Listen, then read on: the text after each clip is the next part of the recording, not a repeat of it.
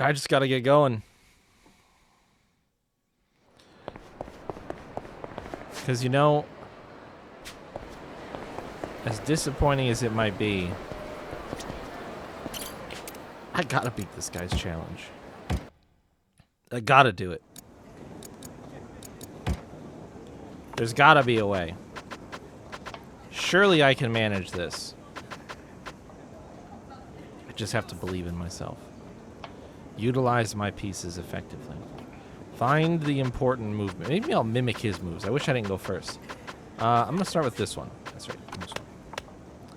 Okay, so he moved his silver general up. Interesting. But why to... Oh, because his rook is on that. Well, doesn't make a ton of sense. Oh, yeah, no, I see. He moves it there, so maybe I move mine here. And he moves his king there. Well, maybe I move my king here. And he moves a gold general, so maybe I also move a gold general. He's left his bishop side very full. So maybe I'll move this one to here. And he moved his king again. Well, I'm going to move a pawn. And now he moved that pawn, so I'm going to move that pawn. And he moved that pawn, so I'm going to move that pawn. Oh, wait, I should move this pawn. Ah, shit.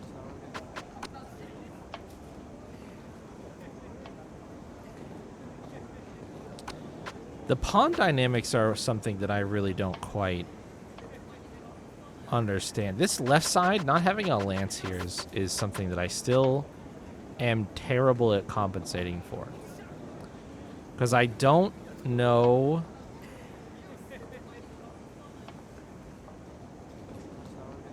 Let me try something different. I want to try something different. I want to try and get that pawn in a position where it can attack into... Where I can threaten that pawn with a piece of mine. So I'm not going to move this one. I'm not going to move this pawn at all. Because what I want to do is I want to be able to...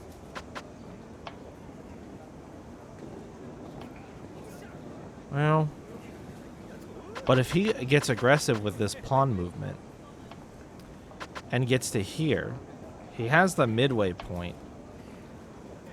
And that's pretty far for me to have to move. I want to...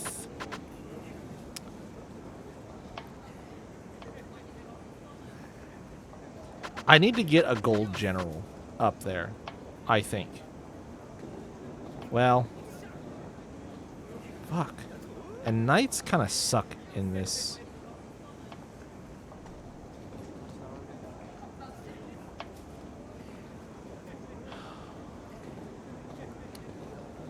How do I block? How do I deal with this? How do I deal with that lance in the back line? The tricky thing about lances is that they're uncovered. Can I just fully aggress across the board with a knight to just take this pawn before it's a problem?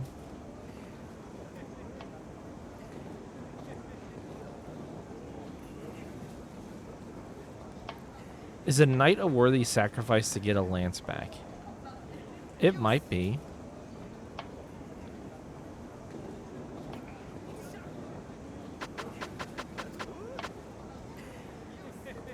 Fuck it, I'm crazy.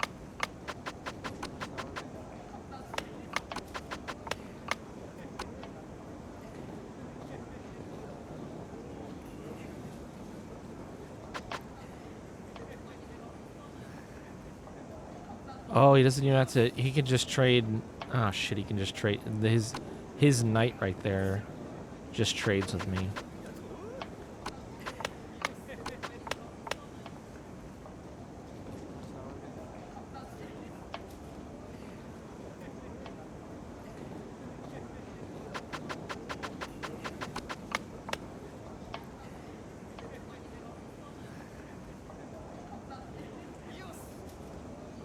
I don't think this is as good of an opening as I was hoping it would be. So I kind of forgot if he doesn't move his knight, then my knight is very stranded.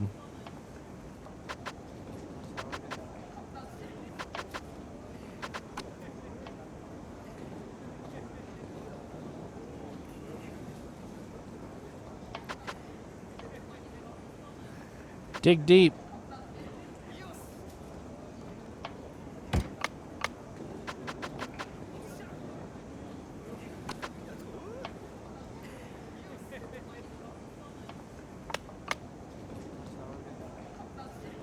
Oh shit, he has the rook there.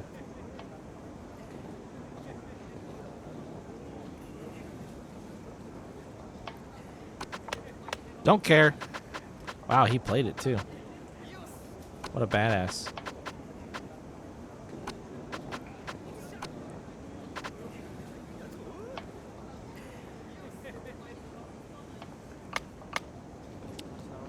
Ooh, that's bad.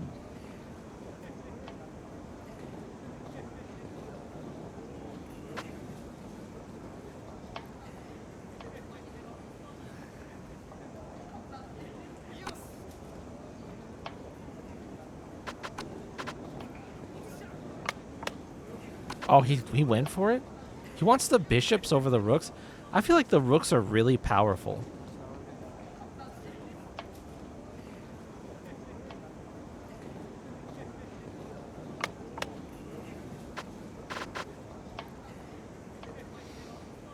Some of the strategy of shogi as well is kind of clumping all these generals around your king, which I've never really understood because they're quite powerful pieces in the right hands.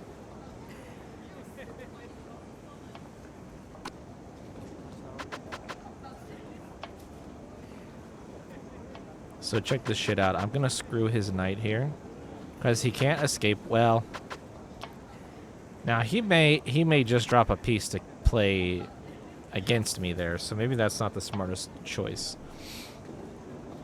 What I should try to do is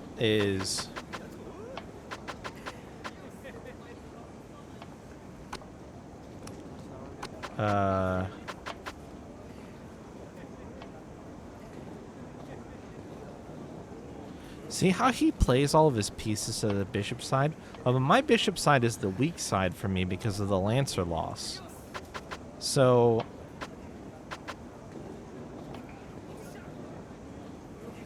what the fuck do you even do there, man?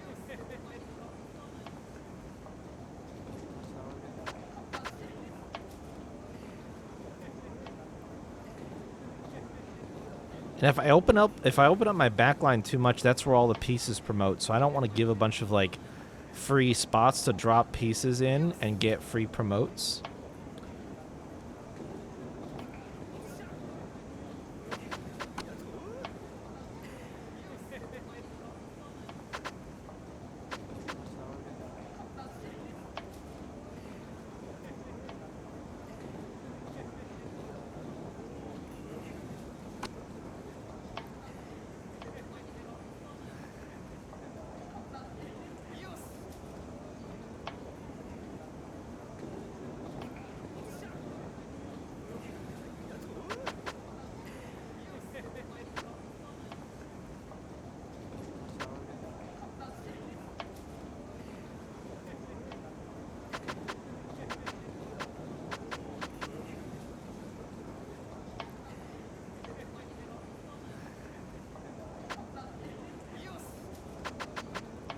So I'm like hesitant to push my line up here. I think I'll just move my king up to grant pawn coverage. Okay, he pushed the knight.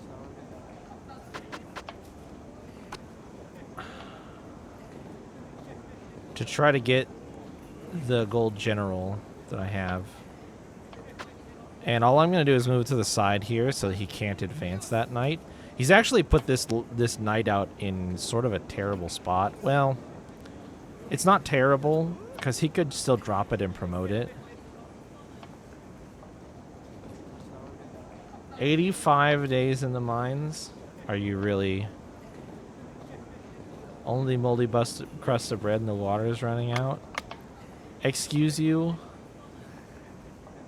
We would never fail to provide clean water. So I'll be curious to see what he does here. Interesting. So he wants the knight promote.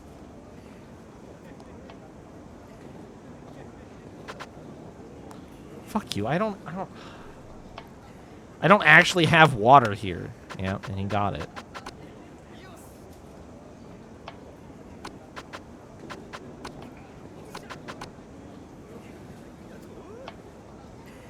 But I can cover this piece safely, and then his knight isn't doing anything. It is protecting for an inevitable invasion. But I'm just gonna cover, and okay, he played a pawn. That's fine. I don't see. Oh, I can't place a pawn in here. That's fine.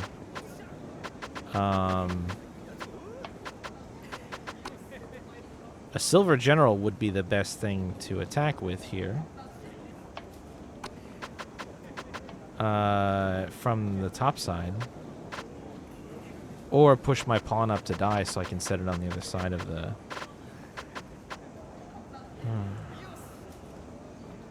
He's opening up a path to that bishop. I will respond. Why'd he move the king? Why'd he move the king, though? Why'd he do that?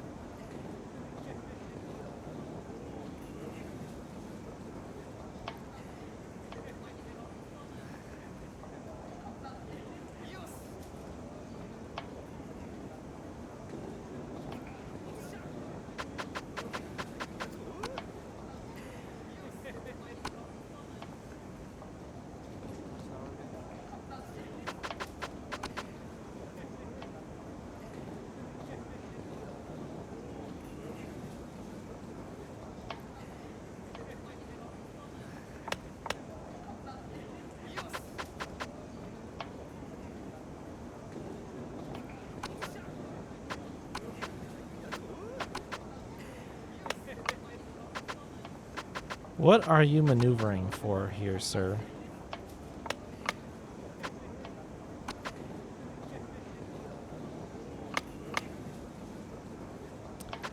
Bishop immediately placed there, huh? To cover... Okay.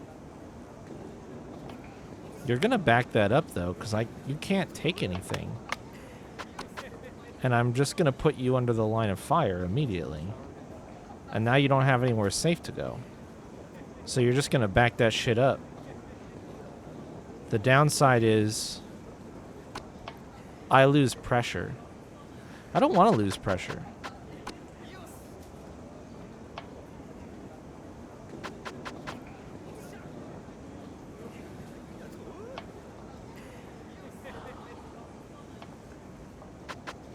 I don't want to pin my rook too hard here either, though.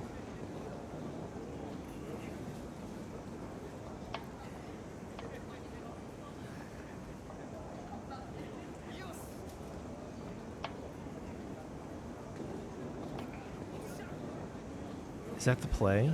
I could use this lancer that I've got. And that kind of drives... Is he going to push the pawn? He's going to push the pawn to defend the bishop against a power, instead of moving it, against a power piece played down if I don't push the pawn. Because losing a bishop to a pawn would be humiliating. And trading it for a pawn would be terrible. But trading it for a big piece would be good. But if I push that pawn, I block off the path that I wanted to use my silver general. Well, you know what? Nope, that's the play. That's what I fucking thought. You back that ass up. So now he can't push a pawn to defend this. And there's no knight positioning he can get to defend this. And he can't place a bishop to defend it. This bishop is mine. I am going to own it. I will sacrifice this lancer for it. This is a good trade for me. The best thing that he can do now is commit to taking this rook side pawn, which my rook, that is a free take back. That is a free take back if he doesn't want to lose material without taking something. But honestly, trading for the lancer that I'm placing is better than committing to the pawn movement there. But he doesn't have anything that he can actually defend. He put this motherfucker in such a corner. Yep. He doesn't... there's nothing. Nothing he can do. And I'm insane. So I take that. Because that means I have the top piece advantage now. Finally, on my side. He only has the bishop that he took from me, but since I took a bishop back, and I still have his rook, and I still have my rook, the advantage is swung in my favor, which is immense and significant and very, very good. I'm going to push this piece, which he might aggress against, which would be fine. Oh, I just realized why my plan doesn't work. Because fuck me.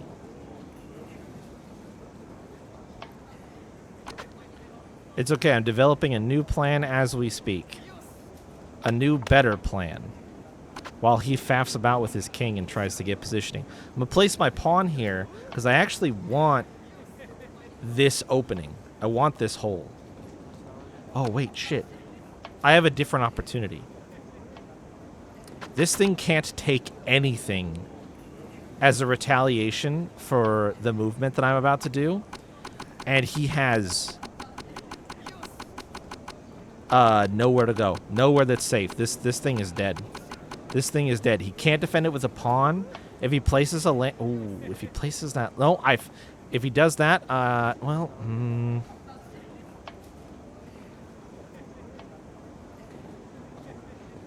Okay, hold on. I'm going to develop this one step further.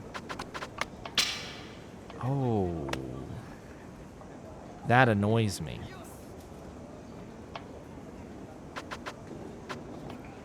He wants the gold general. He's probably just going to commit and take it.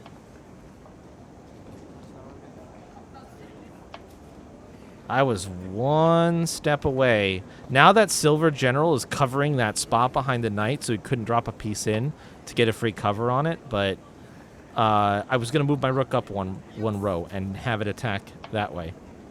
I can't do that now. So instead, what's the move here? The bishop is only targeting the gold general. So playing in its coverage... And in a row, he can't drop a pawn. He could put a lancer here, but it doesn't have any coverage. The knight has an attack point, no matter where I move here. But I think this is fine. Oh, he promoted that way. Hey, Skid, how's it going?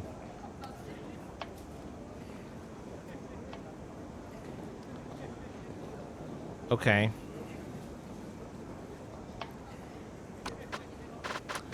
But that's fine. Because I can cover this. You're going to trade your promoted bishop for a silver general?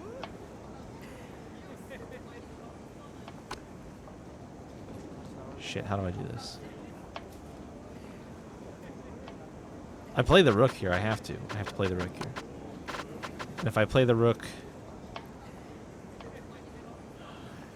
I don't want to place it in the threat range of this. So it does have to go on the other side. But I will go on a rampage if he lets this succeed. Now, if he drops... Okay, so I actually want to place it here. Because he can't pawn attack. Yeah, no, I'm not going on the trip. It wasn't a huge trip. It was like just a few days. But I'm not going on the trip. No work trip.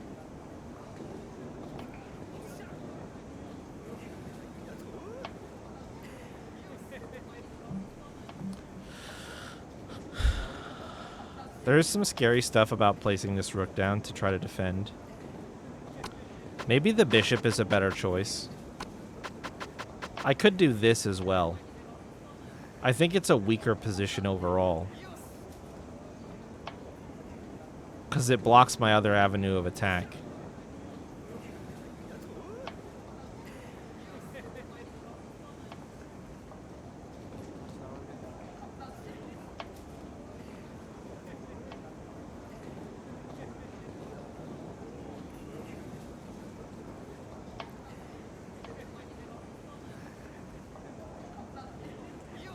I'm afraid of the Lancer drop in the back line with me not covering enough spots. Although if he drops a Lancer against my Rook... Well, no, that's not good for me. That doesn't work for me. So yeah, actually the Bishop is the better choice, because the only places that he can place a piece that can aggress me, I can immediately counter against. If he tries to drop the Lancer here, I can take it. And if he tries to drop the Knight here, I can take it. Those are the only spots that I can really be attacked from. So placing the Bishop here, I think, is smart. Again, though, it does actually weaken my position. My attack point with my Rook from the right-hand side does not work anymore. But I intend to counter that by moving my Silver General towards the promoted Knight on my next turn, depending on what he does. That is frustrating.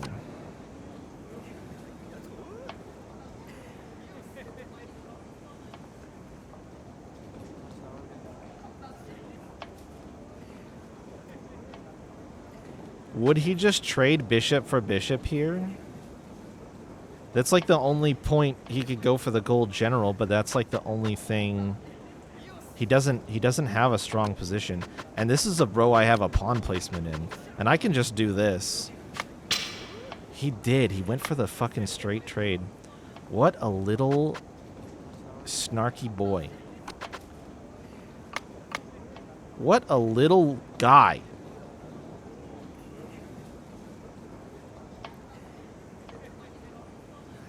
What a fucking person.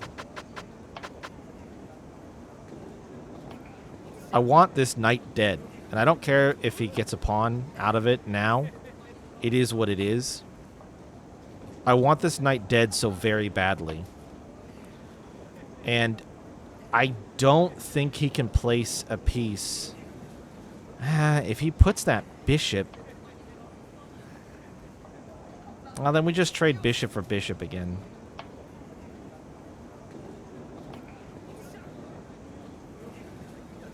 I can't... Oh, I could go here. I could go here and attack from even further away.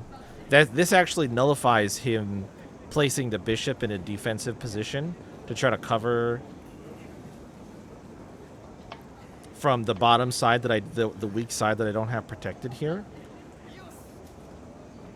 Because if I play up and he puts the bishop here, the best I can do is take it with my silver general, which I then lose and have...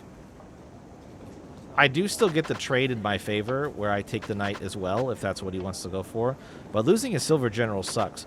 Whereas, if I play here...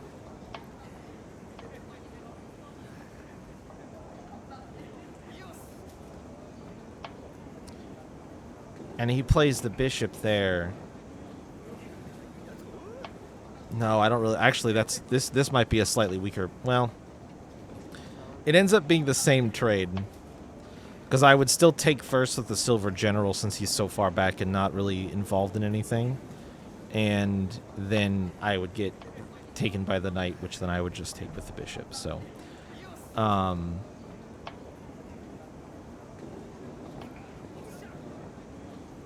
it kind of just depends how much he wants to trade. The one thing I will say... Well...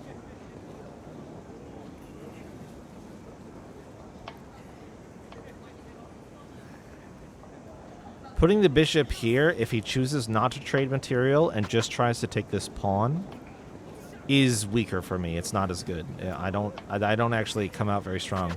I move my silver general, but then this bishop is like way pinned behind a bunch of pieces that don't have much movement. You know what? I guess that's a problem no matter what, isn't it? Yep, that's a problem no matter how you slice that particular loaf of bread, huh? Okay.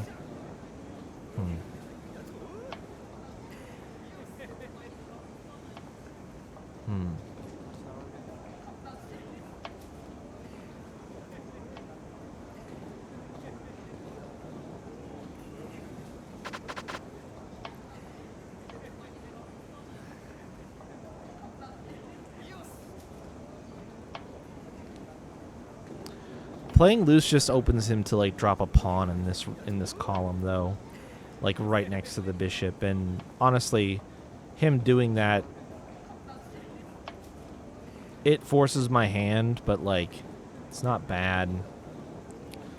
Lancer from downtown wouldn't matter. If he places the bishop, it doesn't matter. He could even put the bishop up here, which I think is a... Oh.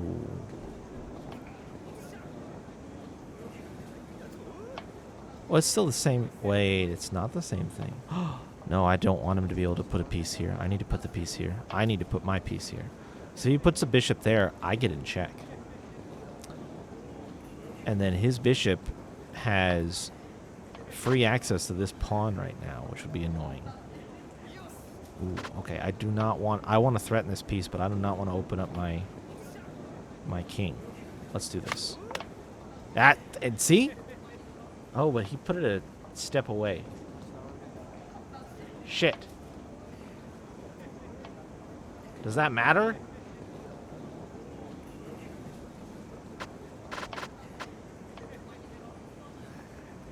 Shit.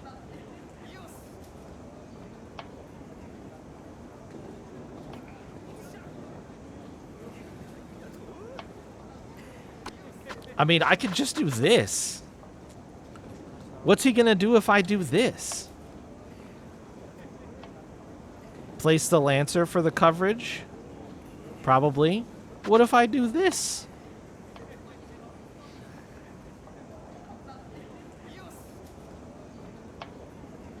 He could place the pawn or the Lancer still. That would be really fucking annoying. That would be ultra annoying.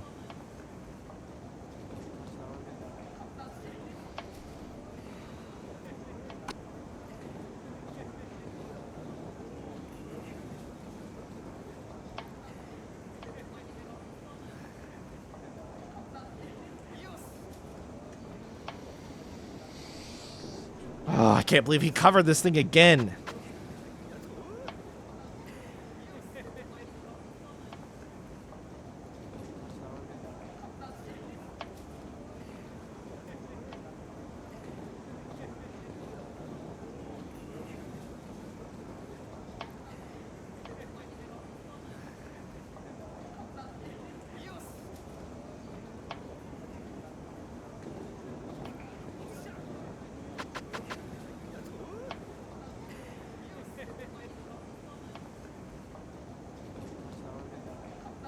Fine, I'm fucking crazy. Do it. Do it, you idiot. I don't give a shit. Now what? Now you drop the Lancer.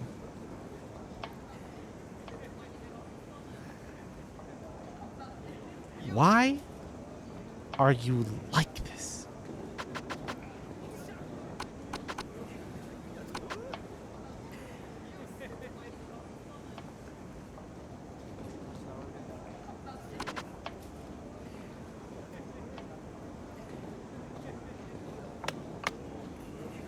He moved it up?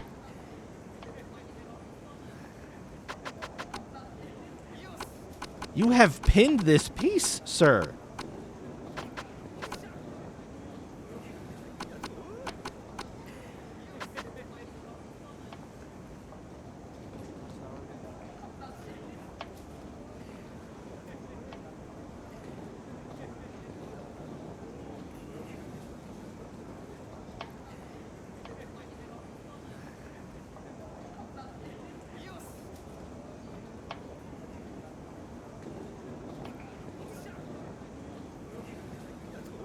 You're that desperate to keep this promoted knight alive.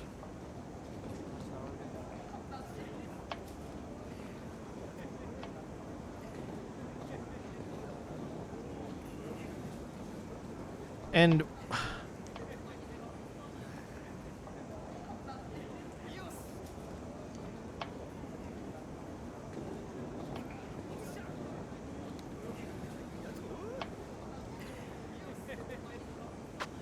so, like, if I take this with my pawn,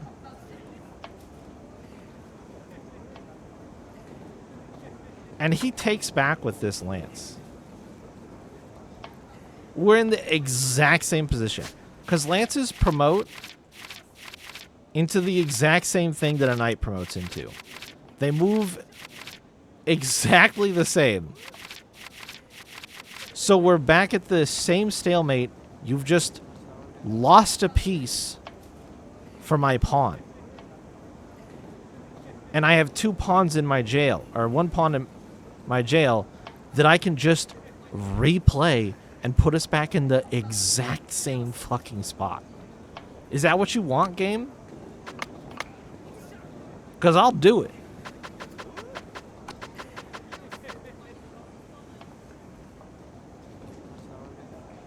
I'm crazy.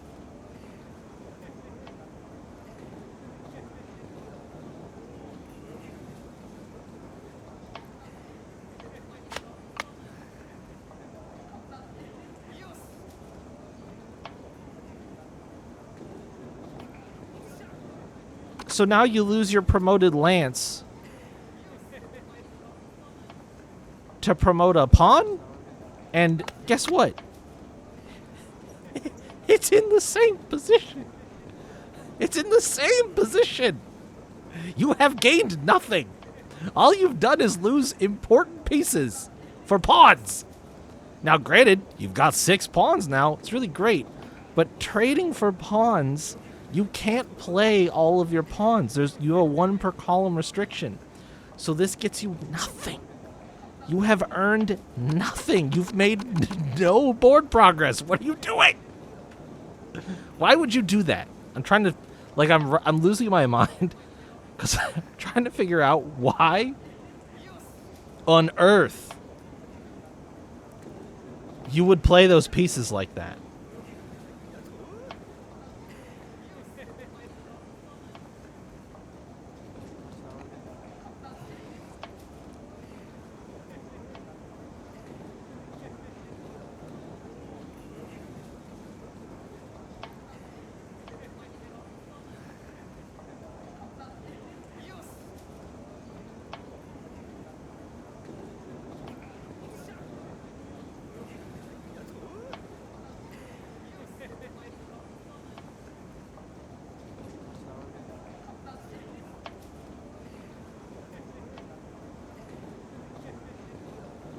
It's the same AI. It's not AI for beginners.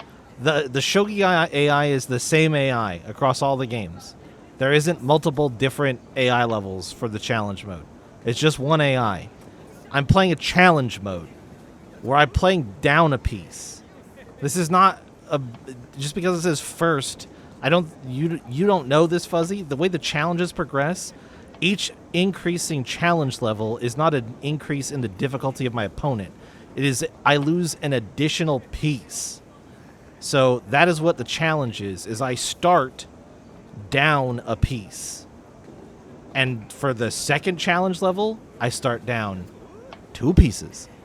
And then the third challenge level, I start down 3 pieces. It's the same AI. So it doesn't make sense. It doesn't make sense why it would play so hard to lose everything and only gain pawns back that it can't play.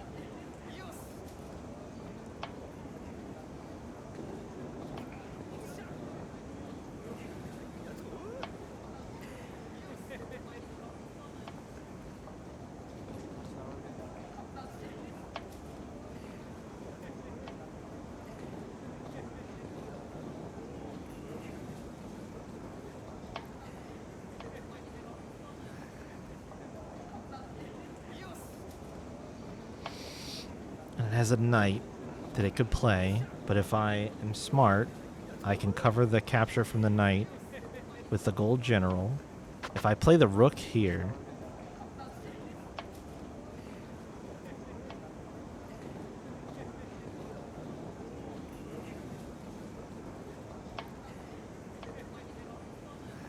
then I just get all these pieces out of my asshole. I wish I had a better piece. Oh, wait, I do. I could play my knight. I could play my knight in a defensive position right here where he can't be stopped. The only downside is he's going to play a pawn in that column again to cover this pawn. So I'm still short. But I can play my rook behind. No, I can't do that because then he could retake the... I need to... Fuck.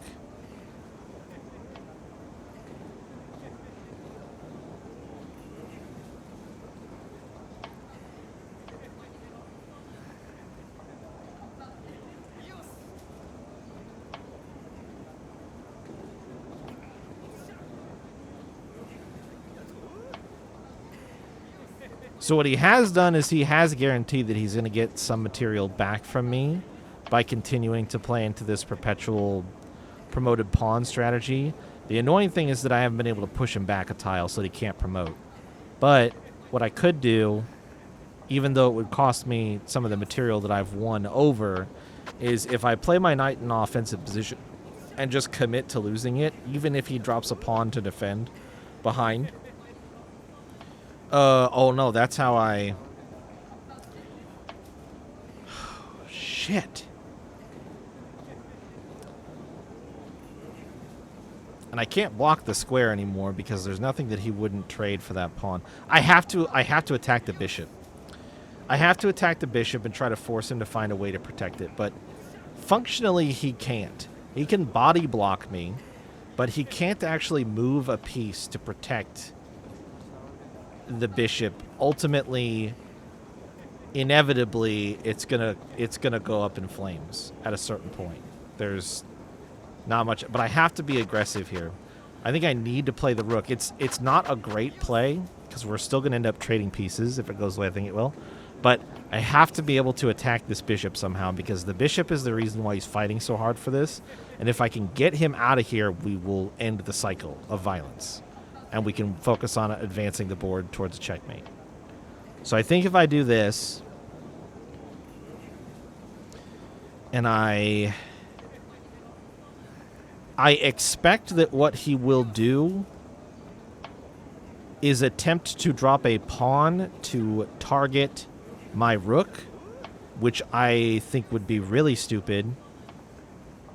I think the other thing he might do is try to body block for his bishop by placing a pawn between my rook and the bishop, but that still benefits me. I want that. That is good for me, because I will take as many pawns as I need to. I need to target both of them, though, and make it clear I am not afraid to attack the piece that I want. I mean, I could...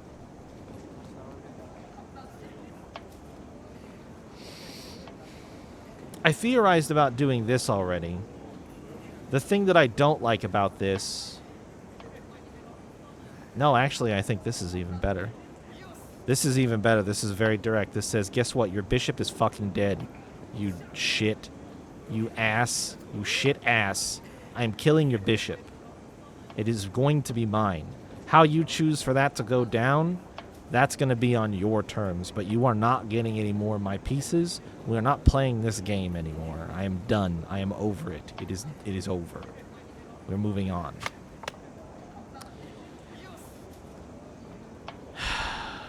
I see.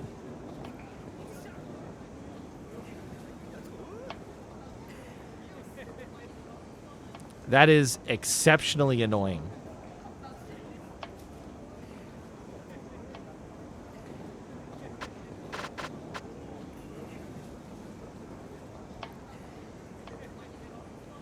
But he wouldn't take this silver general, because then he just does de facto lose his bishop.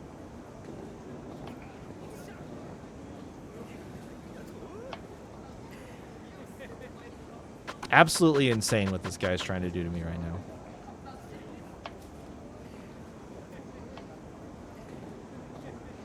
This is going to be the messiest scramble for pieces.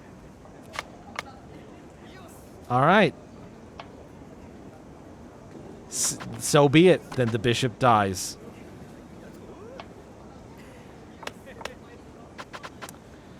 And of course, he has moved to cover this fucking pawn.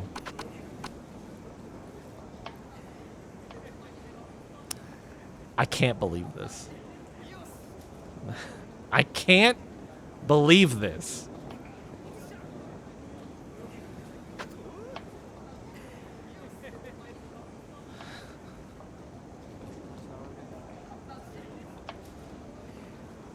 Ugh.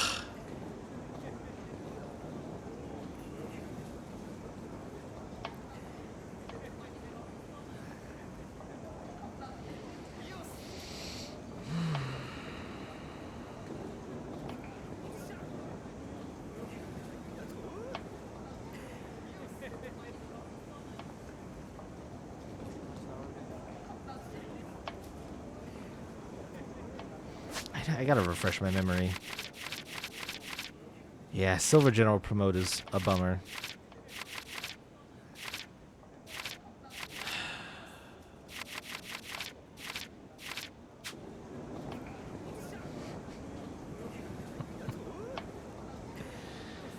Oh, what a pain in my ass.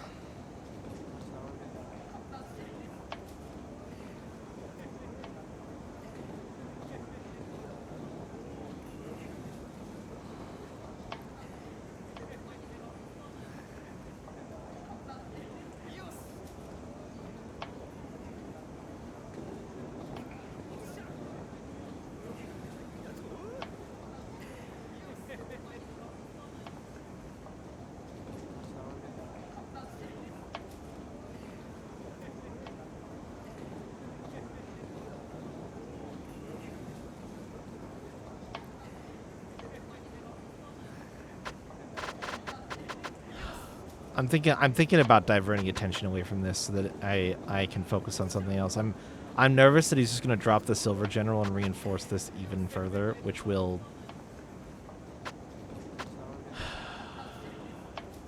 really annoy me immensely, and so I don't want that to happen. And I'm starting to think desperate and sad thoughts like, well, it would just be a little sacrifice. It would just be a small little sacrifice.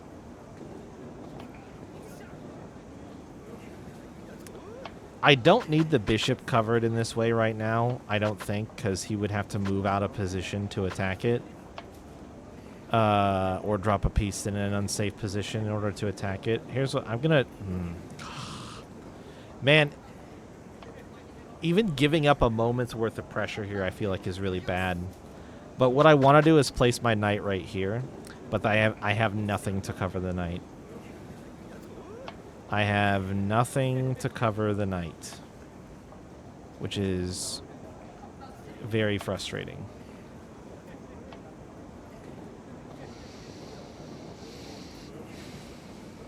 And I almost wish I hadn't placed the Lancer here to counter the knight placement, which just provoked it into the same thing it was going to do anyway. I should have almost just moved the Silver General up. So that it didn't get taken, because it was a weird cornerstone of covering some of these spots. But if I move the Lancer up, it is absolutely a material trade up for this pawn. Although I would finally gain the ground that I need to eliminate the pieces if it did that. The funny thing is the...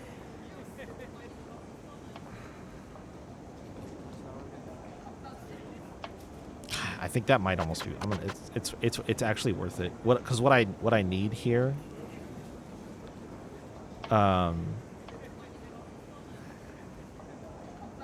Yeah, what I need is this rook to act as coverage for the knight, whether I place it here or here, and I'll probably place it here. Okay, so he did choose to take it, which is fine.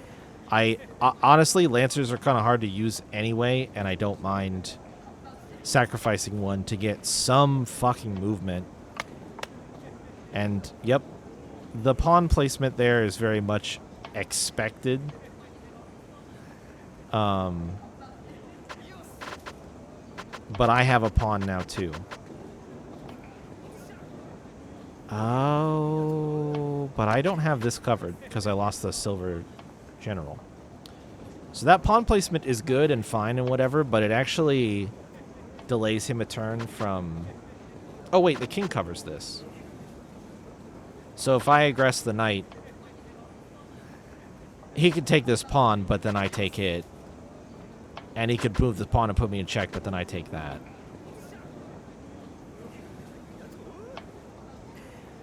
Yeah. This is fine. I'll place a pawn here.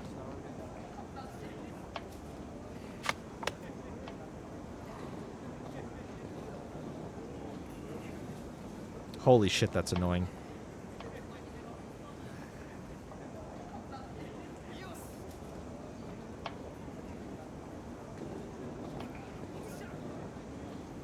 Right, but then do I just do this?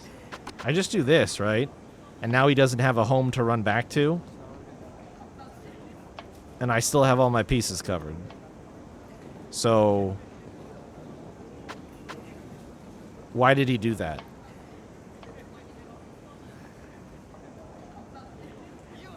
Is he gonna put my silver general down to put me in check? I just take this. Oh, we found the chink in the armor. Finally. Finally. I can put an end to this piece's tirade in my backline.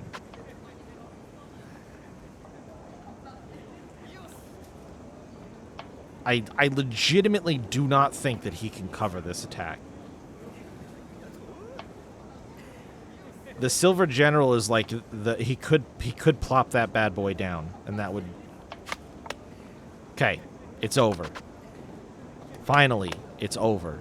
Holy shit.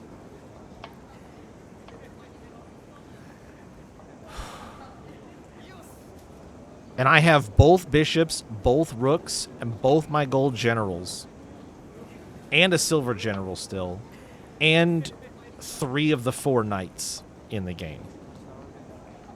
The thing he has is both of his starting lancers and my 1 silver knight. And a bunch of pawns, which we won't discount those, but at this stage of the game, they become more of an annoyance than anything.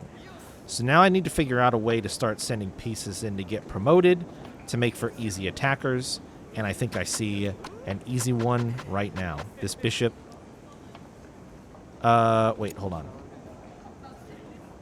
Oh, yeah, the move is done. I can't take it back, so that's fine.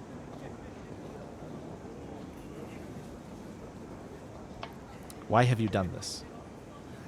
Why have you done this? You desperately want to trade pawns that badly? Why? Why would you do this?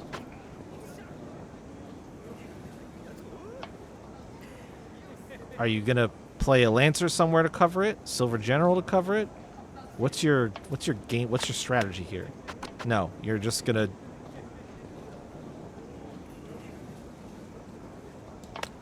Okay. And what? Like you think I? What is happening?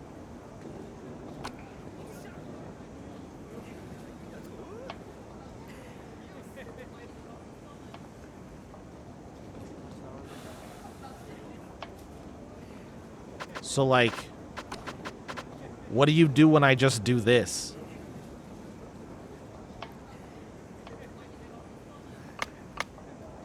You move your king. Okay.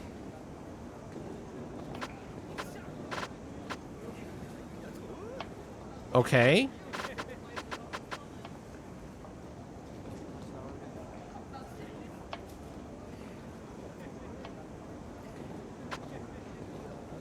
All right.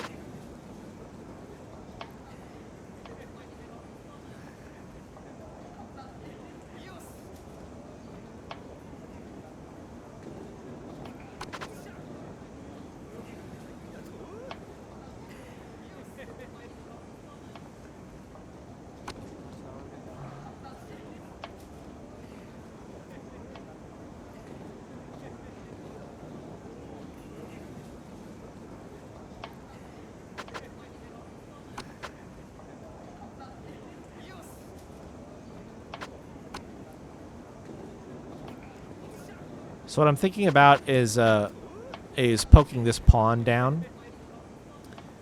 I wonder if he'll notice what I'm doing when I don't promote the silver general to here, so that I can move it to here and threaten. Technically, he could just move his gold general over so that when I take and the silver general takes, then I actually don't have an advantage. So that's not a good play. We're not going to do that. But I could also drop a knight to attack that spot at that point as well. And then I trade the knight first, then we go silver for silver, and then his gold is left exposed with no coverage unless he drops something to cover it, but that would be too late if he doesn't realize it in time. Fuck it, let's try. So I'm not going to promote here. He backed his silver general away from defending the piece. So he has no coverage of this pawn right now.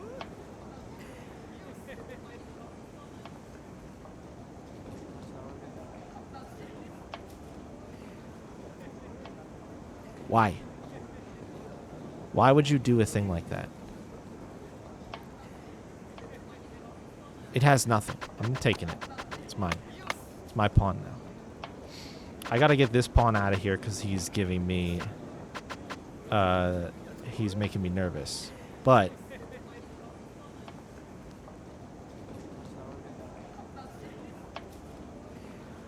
I mean... What is he doing? How aggressive can he get with a silver general, 5 pawns, and a lancer? Pretty aggressive, I would say.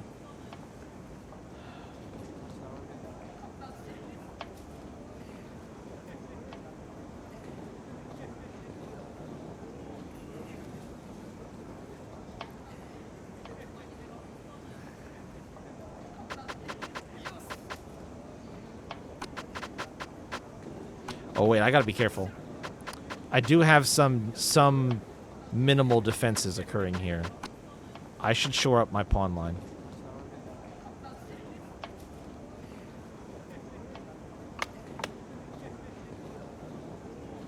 Okay.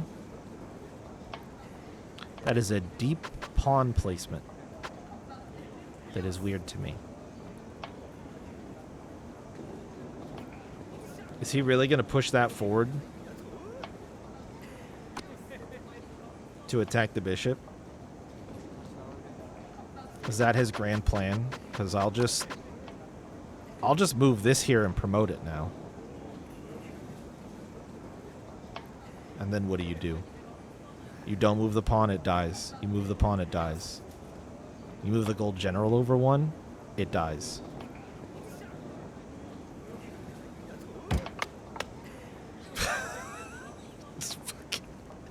This fucking guy, dude. Alright, nice pawn play, I guess. Excellently done. Look at him. He's just stuffing his king in a corner. I think it's because I have such a material advantage that I don't know that he knows what to do since he's given up so many critical pieces that he can't possibly hope to earn back at this point. All right, yeah. Sure, I'll just pin the gold general. Sure. Yeah, he can't move now. That's fine.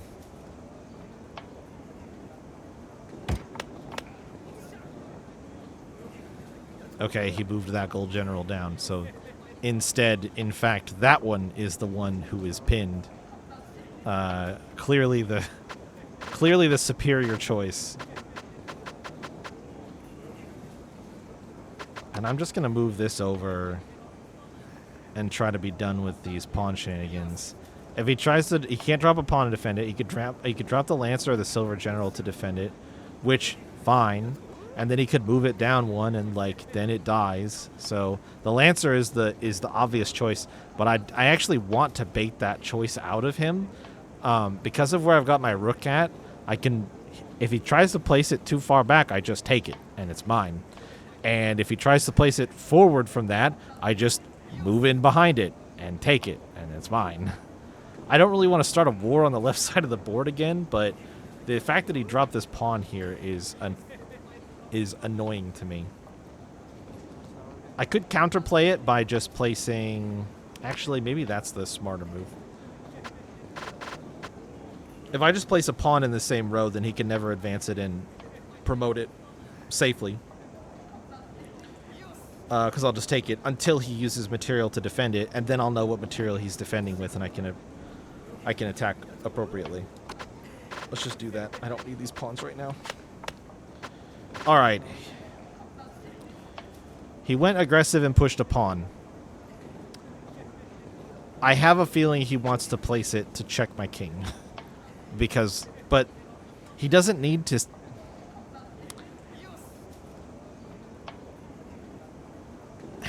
He doesn't need to sacrifice a pawn to do that. Okay.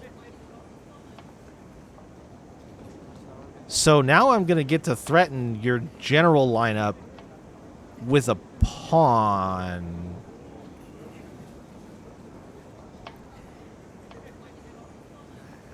Is he trying to get his knight developed because his knight's kind of stuck back there?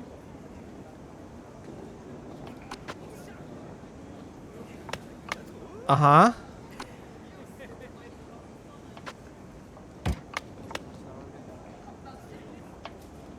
Okay.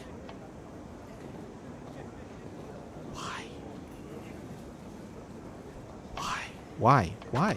Why? Why? Why? Why? Why? Why?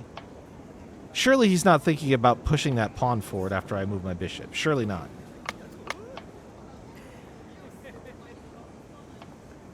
Okay. But, like... Sure, dude.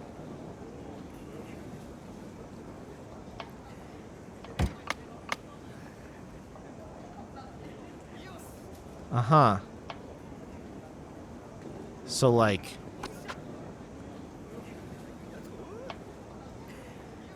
What's your plan now? Okay. So I'm going to take that. And then I'm going to take that. Uh-huh. But, like... Oh, I actually can't place a pawn to counter that. Okay. Alright, so what? You want to push this one up without it getting attacked? I love that for you. But here's the thing.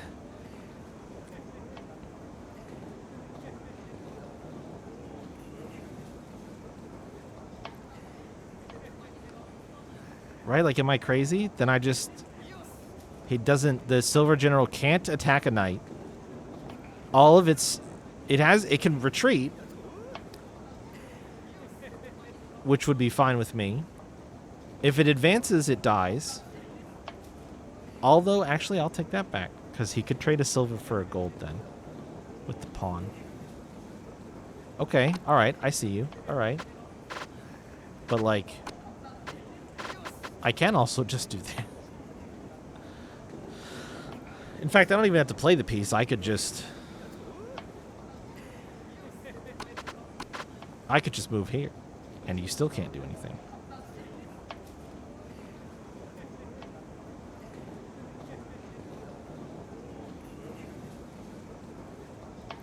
And I suppose you're still hoping to trade a silver for a gold, because then if you commit to the pawn movement and promote it, I can't take it without losing a gold general one way or the other. So that's fair. I see that. Okay.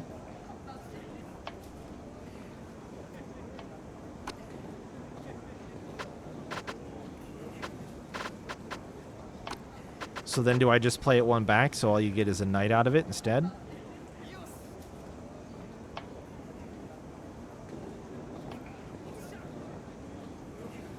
I can see that he can get a little formation where he puts a lancer above that pawn that he has as well. Which could be a little frustrating.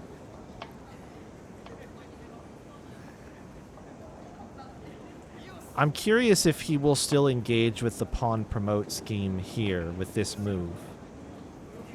Let's see. Another pawn. Okay. This is hitting a certain level of absurdity, though. Oh, and it's in another column that I can't. Fair enough.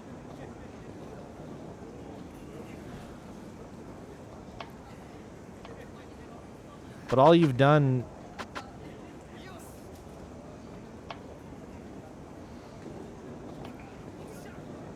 He can't push anything.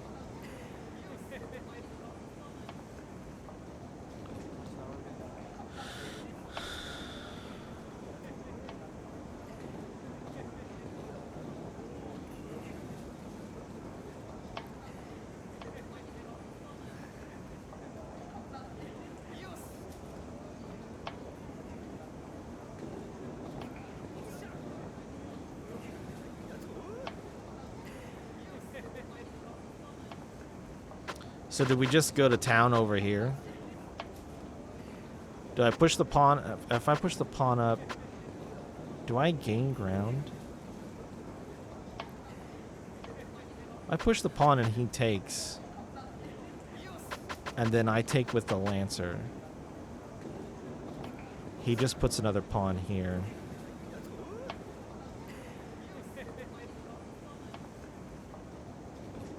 Yeah, that's the tricky thing about those side lanes. Really need something else going on, something bigger than that. Trying to distract from this little headache that he's caused me here.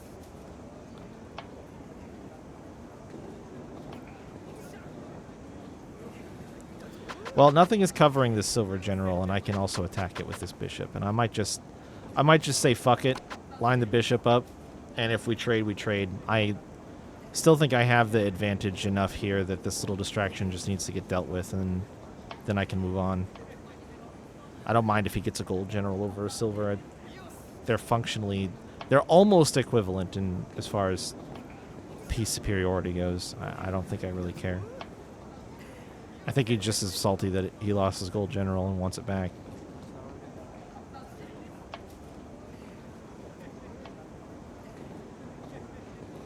And if he doesn't push anything, like he has to... The only play that he has here is to push the one pawn that promotes and threatens the gold general.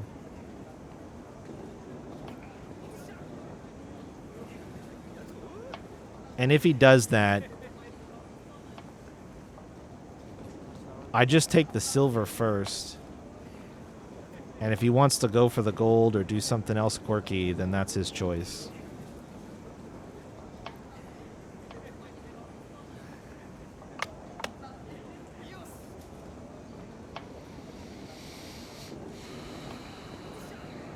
Man, how many rows does this guy not have pawns in him, am I right? My God. What is this?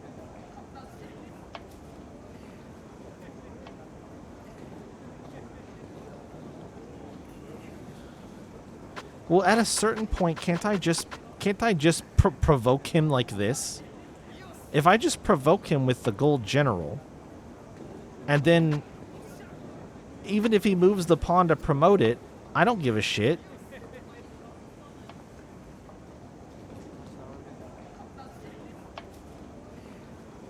I still have my knight here that takes first. And then he has to decide, does he move the silver general to take my knight and sacrifice everything? Yeah, fuck you, man. Take a knight. You played a lancer.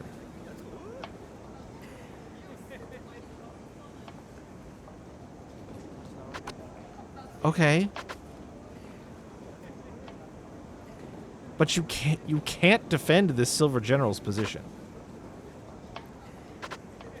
You have to commit to taking this and losing your structure that you built.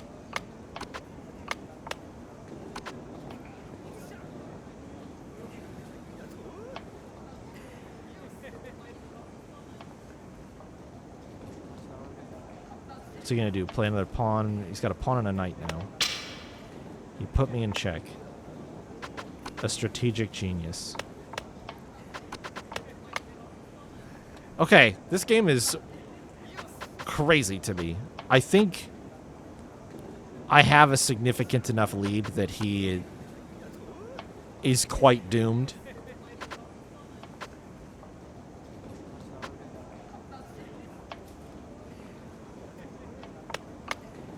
Cute.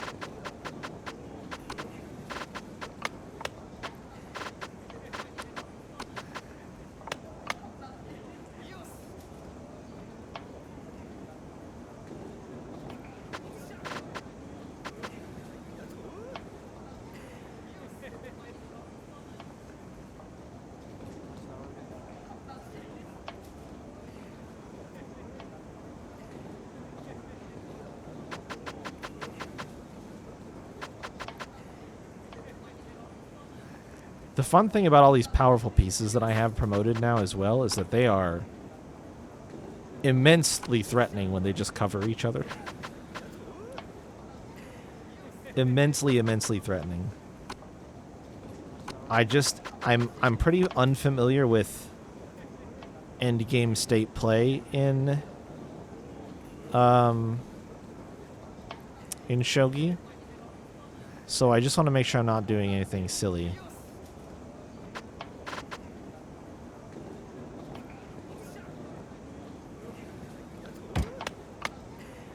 Because I would say the strange thing, in my opinion, about Shogi is that the game can really turn on you if you are not paying attention.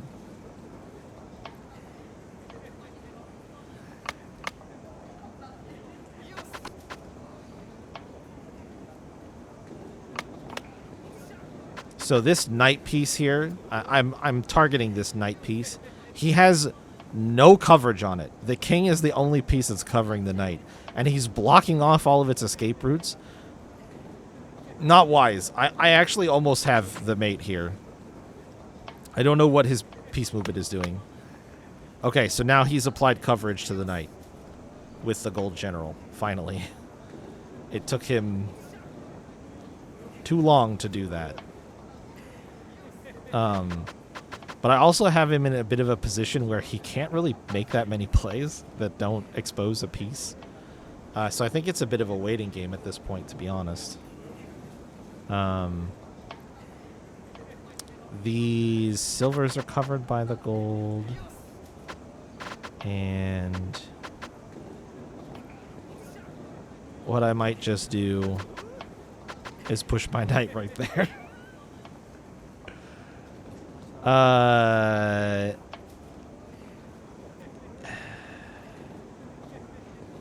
Yeah, it's a bit of setup. Ooh. Oh, we made a play. We made a play finally. If I move here, though, he can't attack me. He literally can't attack me on this back row here, which is so funny.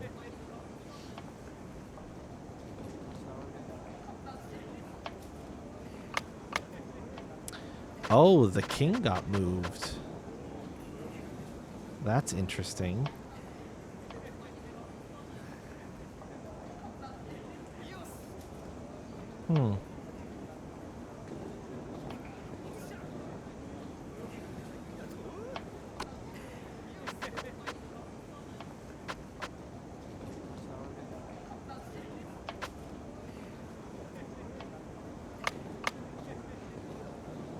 And he backed the gold general off.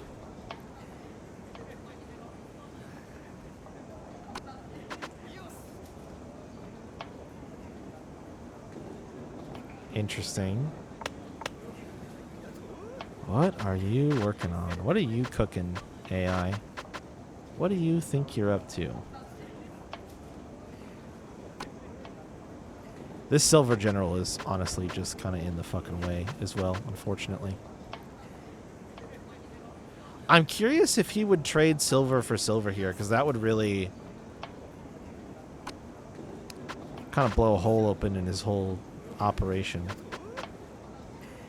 Oh, wait, shit.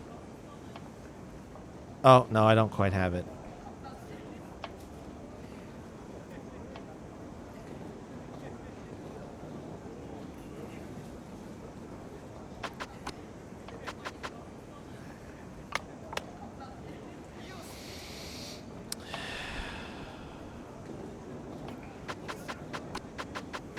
Okay, game.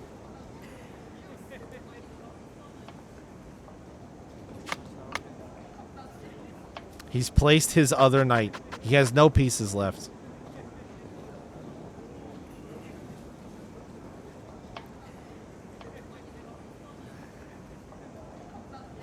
The AI has reached a level of desperation I did not think possible. All right. Let's go to... Oh, okay. Oh, okay. Sure.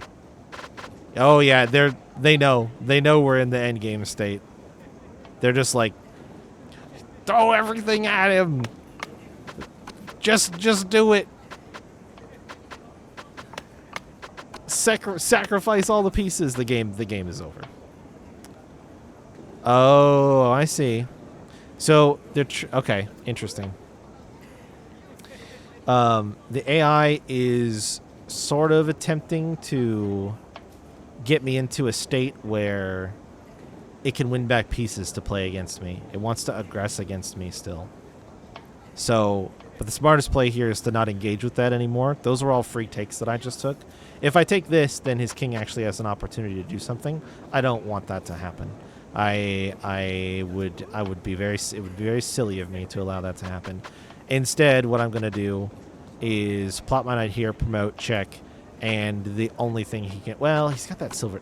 he's got the double silver general. He actually made space to cover this one square is what he did, which is smart. I'll give him that. The problem is it's really weakened his backline. This piece is at a very specific tipping point. I don't have coverage on any of these, but if he moves to take one of the pawns to try to get an advantage over me, that is a loss. That is not an acceptable move. Ooh, actually, I have an interesting play. I just realized. I can drop the gold general right here, and that might just be mate, because he can't take it with his king.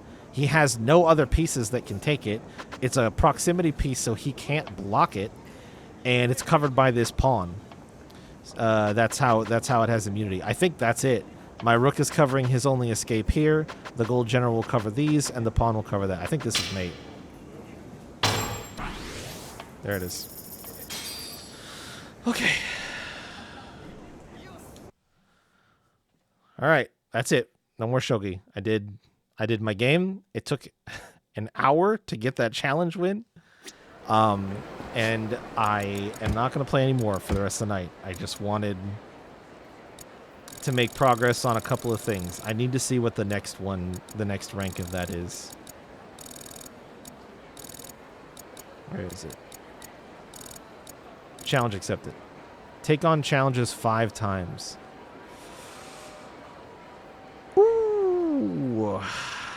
That sucks. The challenges get a lot easier when I can do takebacks. I am so sad that I used takebacks on those puzzles. I should not have done that. That was inefficient.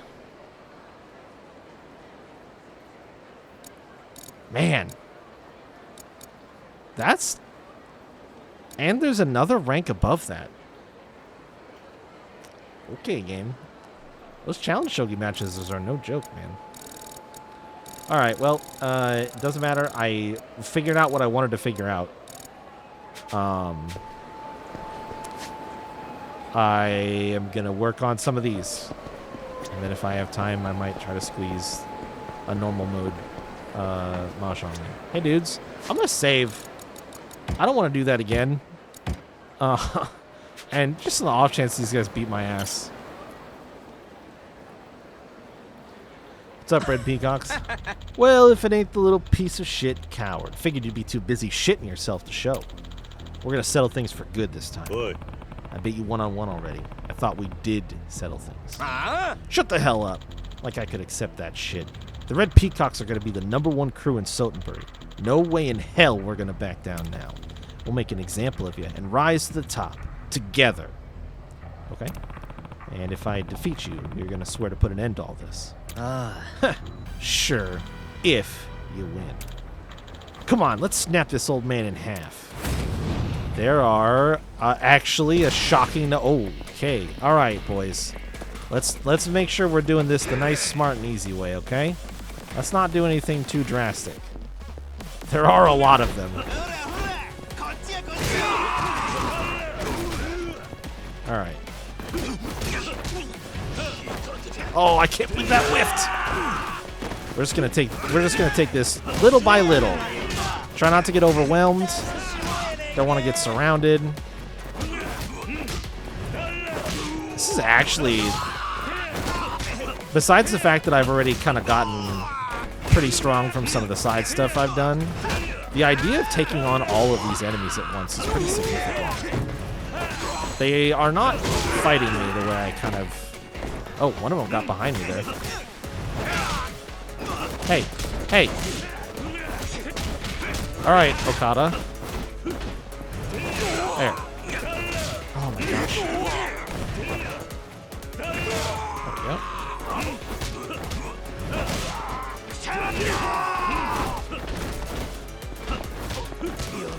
They always stop blocking eventually. Oh.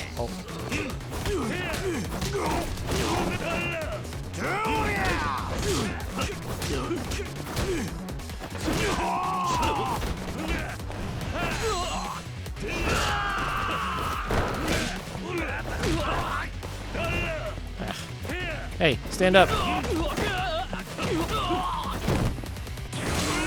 Oh. Oh no. God damn it. Kiryu, get up.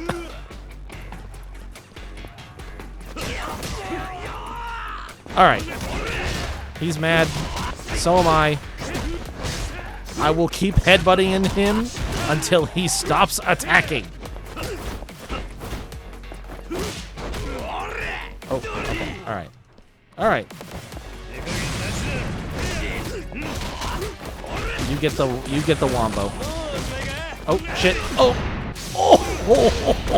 Oh. Nice try. Alright, we're done here, Red Peacocks. Bring on the next color, gang.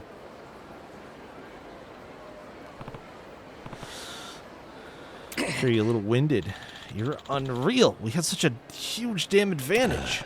Someone who isn't even prepared to take me one-on-one could never beat me. Now keep your promise and give up your ways. Fine. God damn it. So long. Boy. Wait. What? I want to become strong like you. Would you teach me? Yeah. What? Teach you? What are you talking about? I don't take on disciples. Please. It'll be the motivation I need to better myself. Have it your way. Oh. All right. Thank you. I won't let you down. Sweet. And there it is. Are you blue or are you white? Oh. Seems the Red Peacocks have really fallen. But that just means it's our chance to expand. That's right. Soon, Sotenbury will belong to us.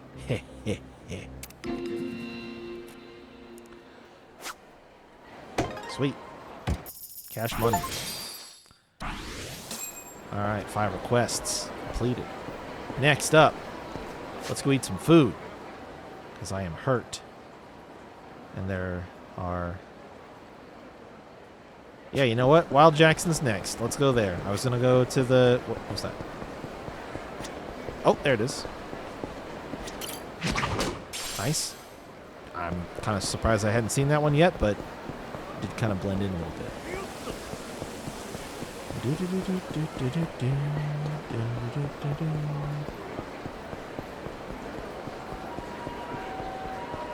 Alright, let's try to avoid fighting those guys. Just going to get a nice meal. Don't need any problems. Oh, I have already eaten here. Well, that's okay. I will only order what I need to get the completion. Because if I have a little... I do have a smidgen of health left. I'll go get food somewhere else. You're welcome. But not before. Not before. Talk to our...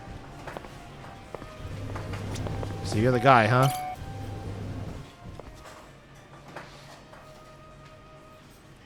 Are you Matsumura-san? Akame sent me to help you. Oh. Yeah. You're just what I'd expect from our city's renowned Akame.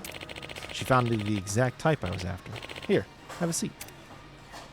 So something about lifting stuff, carrying stuff, right? I'm Matsumura, as you already know. Call me Joryu. Nice to meet you, Joryu-san. Maybe you've heard, I'm an old hand in the business of odd jobs. I used my expertise in innumerable scenarios. Most recently, I've been consulting for the director of an orphanage. An orphanage, huh? Yeah, these days, places like that can hardly stay afloat. Their worries are truly endless. Heard you were raised in an orphanage. That's right. Lived at a place called Sunflower till about middle school. Out in Kanto. How come? Yeah. Curiosity. Matsumura's name and face are both unfamiliar to me. Given his age, maybe he was at Sunflower before I was old enough to remember. He could also be lying, though I can't see why he would. Huh, that place sure brings me back. The man who managed Sunflower was called Kazuma. I always looked up to the guy. Nani? Kazuma. If he knows Kazuma-san, then he's not lying. We really were raised at Sunflower together. To be honest with you, not every job I take actually pays off. Aw. But if it means I can pass on just a little of what that great man taught me, then I can't help but take on the job. Or maybe that's just my ego talking. Yeah. Hey, I can relate to that. Really? Thanks. Almost feels like this isn't our first meeting. You never know. Anyway, why not give me a rundown on the job? Aw. Oh, right. Now, Jorio-kun, I don't mean to shock you, but I want you to be the orphanage's new director. Whoa. Nani? What? Sorry to spring this on you so suddenly. The place is called Signet. Its director is getting on in years and doesn't have any family. He's trying to find a new successor ASAP. Yeah. Fine, I get that, but why me? Well, Signet really regularly receives government assistance, but honestly, it's run by volunteers.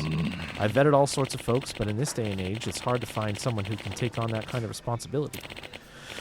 To be candid, I even threw my own hat into the ring. But the director wasn't keen on it. He balked at the idea of putting his orphanage in the hands of a jack of all trades. I suppose my occupation's got a shady reputation. Yeah. Maybe, but I'm in the same boat. I can't help you, sorry.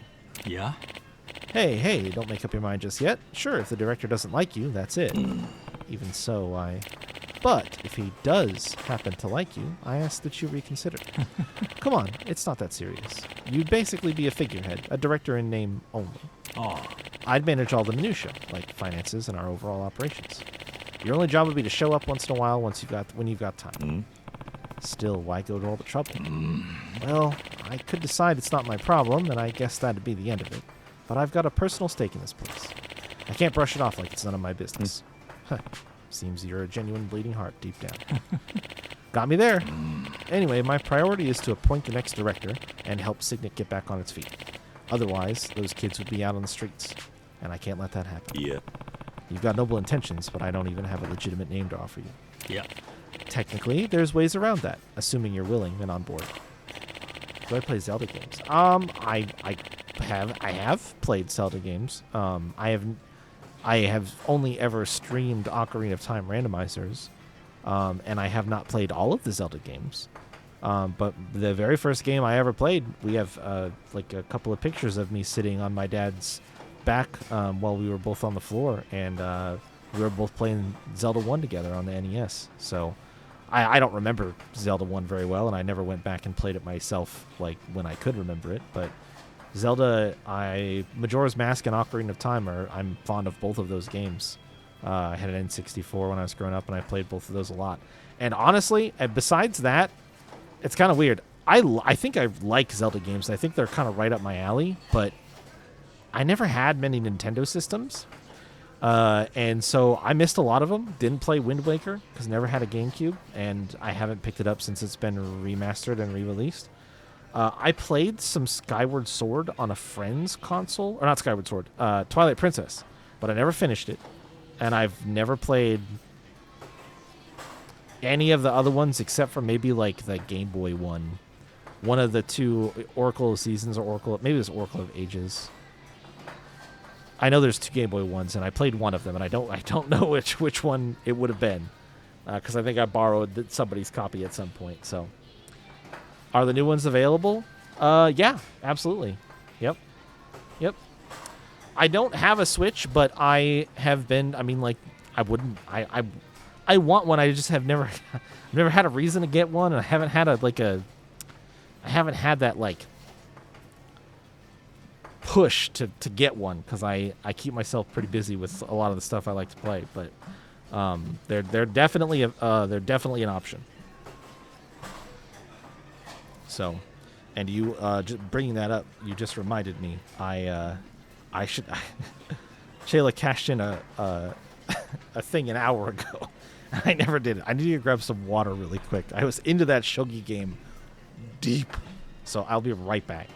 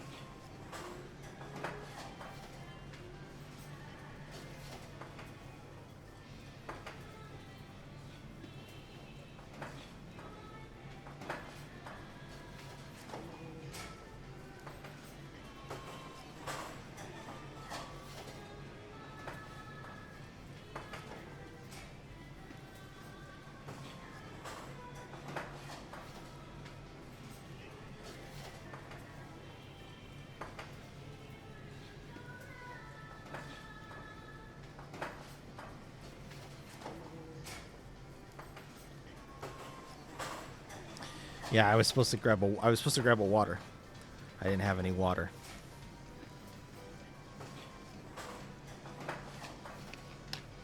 Okay.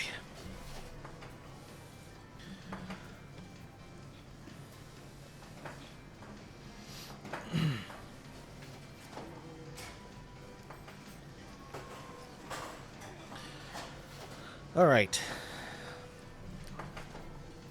Sure, it may be a little unorthodox, but I've picked up some tricks of the trade that'll have us squared up on paper. All right. I was raised in an orphanage. I can relate to wanting to make a difference. How interesting. Thank you, Joryu-kun. So where does the physical labor part factor in? Oh, yeah, about that. I promised to hand over some supplies for the orphanage today. The director's coming out to Sotenbury, so we arranged to meet at Ashitaka Park. Can I trouble you to carry them for me? That's it? Of course. Didn't you grow up in an orphanage? Working with kids is all about stamina. True enough. I don't know why it auto changes either. It seems like once you set it, it should stick for the channel, even if you do something else. Oh. It seems kind of silly that it does that. I agree. Oh, Matsumura-san. Hello, Takumi. I see you showed up as well. You bet I did. Wouldn't miss out on a chance to see you, Matsumura-san. But you can see me anytime. Brought you a present today. There's clothes and candy inside. Wow, thanks a ton. Thank you for your continued generosity. Yeah? Come on, it's barely anything. All of it was practically free at the bazaar. You're the one who was kind enough to come all the way to Sotenbury. Nonsense. We can't have you making the trek every time. Oh, and who's this? This is Joryu-kun. I wanted to introduce you to. Nice to meet you. I'm Joryu. Hello there.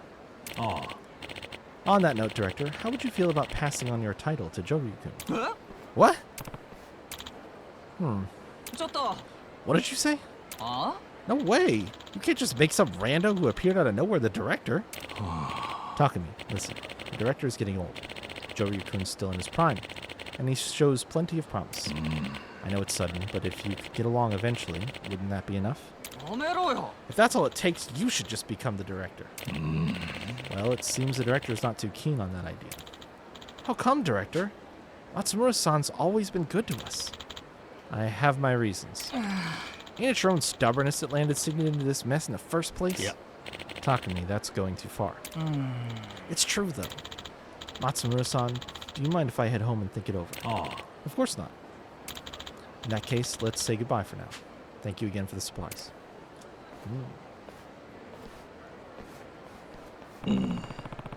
That kid's name was Takumi, right? Sounds like he really wanted you to take over as director. Well, he was in middle school when we first met. We'd see each other whenever I visited the kids. Guess he got attached to me. I'm happy he feels that way, but the director himself isn't on board. Exactly. Plus, I recently started my own company. It's fair to say that I might not be able to devote enough attention to the role. Something unrelated to your freelance work? Right. At an office handling various tasks related to real estate. It's still small, but Takumi's actually planning to start there too. Cool. Oh yeah? Takumi, well, you'll find he's pretty closed off around others. Apparently that's why he couldn't stay with the last company that hired him. Ended up back at Signet. Plus, it isn't easy to find new employment, and society's pretty tough on folks who grew up institutionalized. So you decided to take him on board. You seem like the type of guy the director could trust. Do me a favor and tell him that, Joryu-kun. Anyway, that's all for today. Could I trouble you to help me out again sometime? Sure.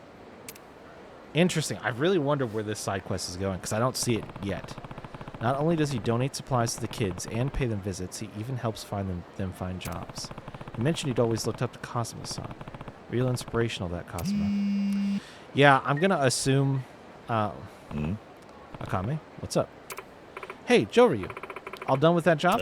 Yeah. Is Matsumura-san with you? Yeah. He already left. I'm alone. I see. Good timing. What were your thoughts on him, Joryu? My thoughts? I think he's a solid guy. Seems he's desperately trying to support a place called Signet Orphanage. That desperation ain't born of good intentions. Aha. That guy's currently scheming to seize the facility. Nani? What do you mean? Well, I just got this weird feeling. Figured maybe work's got me paranoid, but couldn't help doing a little digging on Matsumura-san. Sure enough, I found out about his dark side. The true Matsumura is a loan shark that specializes in refinancing. He approaches folks with loads of debts, sweet-talks them with promises to make it all go away, and then seizes their assets. Land, buildings, everything. Like I said, a loan shark. Oi. Hold on. Matsumura said he wants to become director of Signet. Said he'd work to support me. Interesting. Sounds like he wants to put you in the spotlight while he works to liquidate things behind your back. Nani? It can't be. That place is in trouble. Guarantee you he's after it. Letting him prey on him would be a damn tragedy. Once he's done bleeding all their assets, they won't have a single hair left to pick their teeth. And you're sure about this. Think I'd be saying all this if I weren't? I want you to hear it for yourself, though. There's a homeless guy under a Bishamon bridge. One of his victims. Go find him and hear what he has to say. On it. Fuck. Okay. Whoa. That took a crazy twist. Matsumura said he looked up to Kazuma-san. Was that all a lie? Whatever the truth is, I've got to get to the bottom of this. Well, and so what I was going to say is I certainly would not expect this game to dive into the real morality issue or the real... Well, okay, I should... Let me rephrase that. There is a thing that players, long players of the series would know about Kazuma and about this orphanage, and by extension about this guy that we just met, that the game so far did not even remotely, like Kiryu didn't even think about it. So it didn't remind the player of this, but I haven't forgotten. And I was kind of 50-50 on whether or not this would go happy-go-lucky, everything's good, and yay, we helped this guy get this place, or if it would flip and eventually we'd have to confront this dude and be like, yo, by the way, do you know how you became an orphan? And when he mentioned he looked up to Kazuma, I was like, oh my god, it could literally do that. It could literally be there's some, like, crazy fucked up reason that we have to tell this dude that his hero is the same person, there is a link between his hero and the reason that he is an orphan. Oh my god.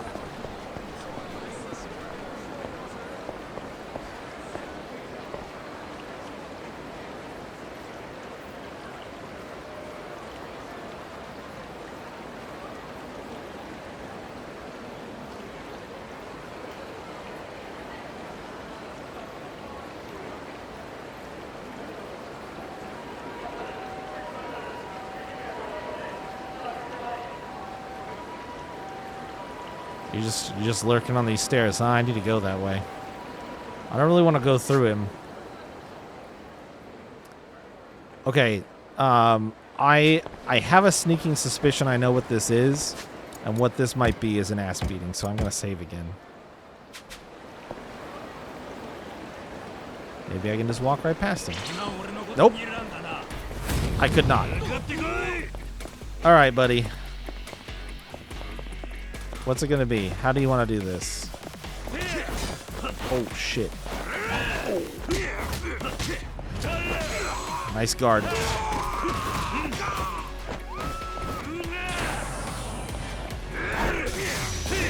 No.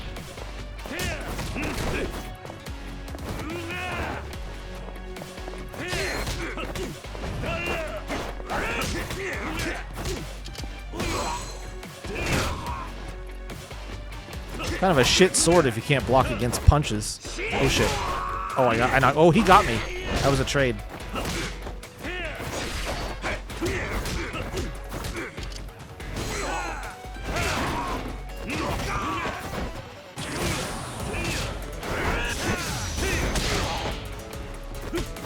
Not today, Golden Samurai. Take a seat. Nice try.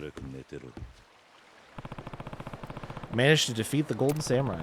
That was a tough one, but well worth the reward. Nice. Hell yeah, dude. Not enough weapons, I'll tell you that, but I'm pretty sure he'll be back. I'm pretty sure he'll be back and he'll get white health and green health and more health bars than I care to think about right now. So, because that's what this game likes to do with its little mini super bosses. Or not this game series, this studio. They love to stick dudes around and make them really rewarding to battle, but really, really hard to defeat. I expect the next time I see him, it will not be such a simple fight. The brawler style is so good, though. The Yakuza style is so fucking good. It's crazy how good it is. Okay, which one's this one? Liberate the Hammerman. All right, do you need liberation? What? You Nunokawa? Mm-hmm. Do I know you? Hmm? Name's Joryu. I'll keep it short. I'm looking for people to fight by my side. All right. What's that got to do with me? I'm here to recruit you. Nani? Me? Recruit me? Heard you're pretty tough. The way you swing that sledgehammer like it's weightless. Oh. Yeah, I guess. I mean, I've been working construction since I graduated junior high, so... My hammer, it's like she's a part of me now. I doubt there's anything in the world we couldn't smash up. No kidding. Pretty obvious that you've got skill. Mm-hmm. Oh, you really think so? This guy's a little shy, but that has no bearing on his strength. I think I'll recruit him. So, Nunokawa, will you join my team and fight with me? Thank you for the kind offer, but I don't think that's possible. Something holding you back? I've got a debt to repay. Back when I started this job, I accidentally destroyed some expensive paving stones. I was told I'd have to repay 5 million yen for them. Obviously, couldn't pay that back, so the foreman shouldered the cost. 5 million yen for paving stones? I know materials aren't cheap, but still. Must be more to the story. I've been terrified ever since. Now I'm paranoid about everything I do. My once wild disposition is, well, as you can see.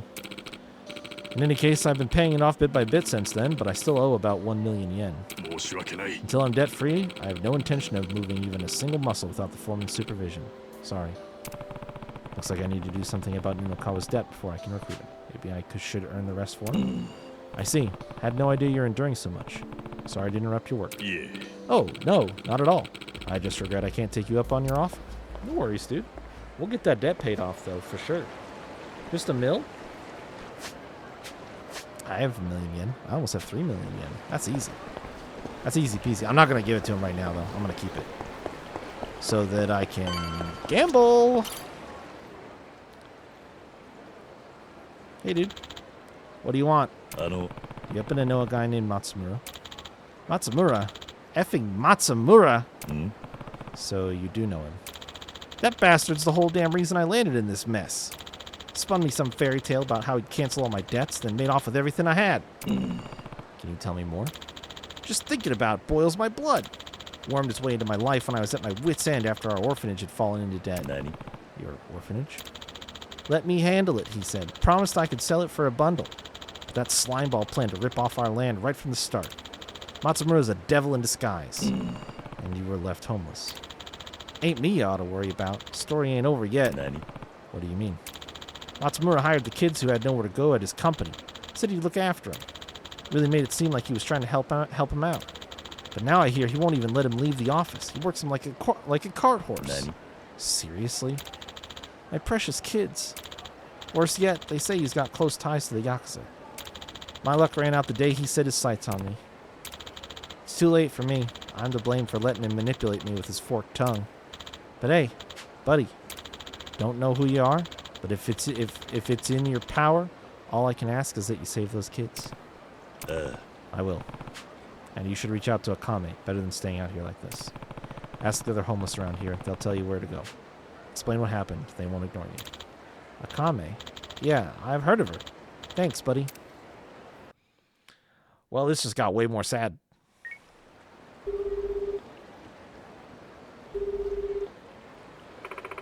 How'd it go, Joryu?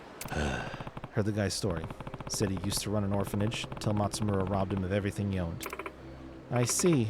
Apparently he's also fond of approaching older people without families so he can make off with their assets. I've gotten sloppy.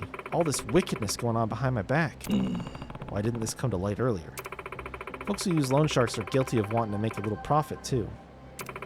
Bet he's been using that as leverage to make his victims feel like they owe him.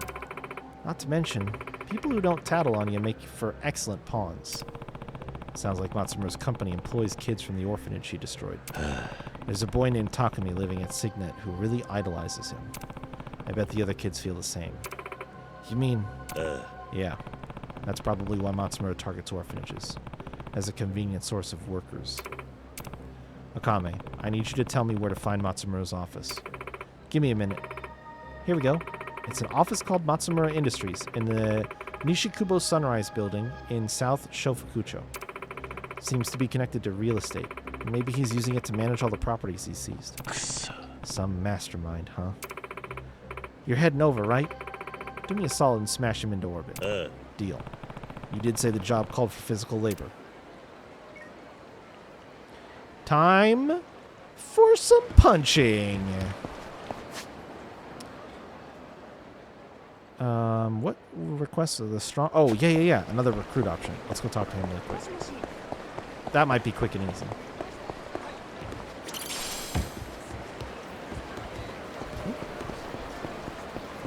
Do I have a key?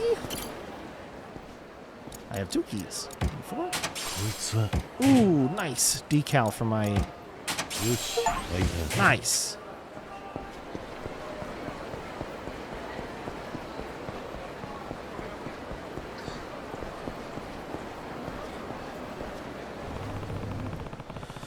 So this is where the strongest convenience store clerk is, huh?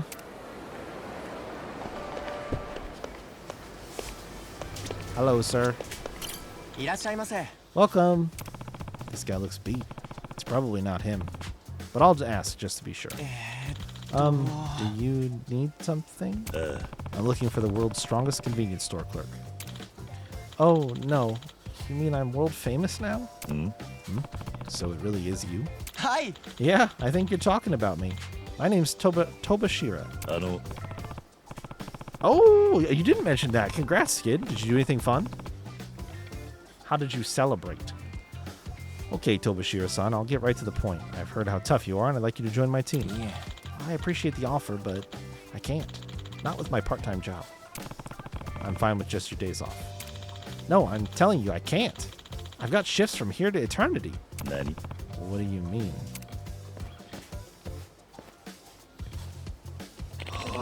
Tobashira! The hell's all that racket? Tobashira, if you're so full of energy, guess that means you can come in for work this Saturday and Sunday. But, sir, I've been working day and night shifts, and it's been over 20 days straight. Boy. Hang on. Did you refuse my offer because this guy's already working you to death? Oh. Yes, that's right. So you're the manager. Listen, I'm no lawyer, but isn't it illegal to make someone work that many days in a row? Illegal? Japan's a capitalist country, pal. You can't chain down a man who wants to work. Even Marx said that. Marx? Look, either way, Tobashira-san doesn't seem to want the work you're giving him. What? Tobashira, how are you really feeling about this? Well... See? You heard the guy. Everything's well and good.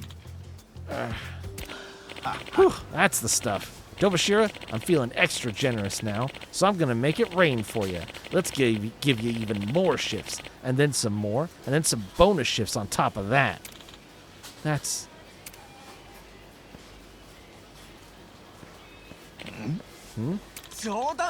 That's enough! Don't give me any more shifts for the love of God! Sir, I'm begging you, please just give me a normal schedule. Who do you think's in charge here, Tobashira? It's like I always tell you, if you want to negotiate your shifts, you better come prepared to fight. You think those noodle arms of yours are going to change my mind? Ha! Yeah. Sir, I'm not the little pushover I used to be. Oh, yeah? Every single night, I'm doing manual labor, restocking drinks in the fridges. Then early the next morning when the regulars from construction show up, I'm honing my reflexes and powers of perception by grabbing them smokes in the blink of an eye. Over and over and over, every little thing I do at this job has made me stronger than you could possibly imagine. So that's how you got your nickname. As you can see, if you want me free of this store, you'll have to take down the manager. Say no more. His behavior is tyrannical, no matter how you slice it. Time to teach him a lesson. Ha! Come at me then. Once I'll give you a thrashing, you'll be working graveyard shifts for the next 100 years. My God, this fucking guy. Holding an art stream? A mini comic as well? Cool. That's fun. What's happening is this dude's about to get decked in his own store by me and the homeboy. So that he'll join my team to fight dudes in a boat coliseum. And it makes perfect sense if you don't think about it.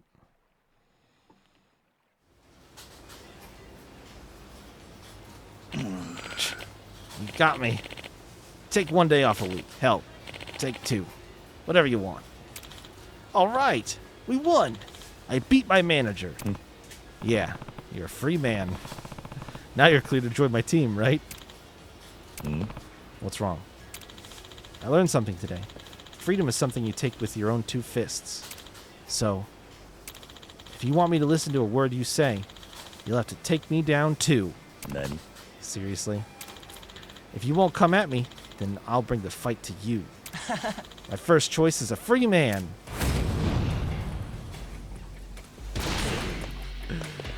You got a decent amount of, pretty chunky amount of health there, bud.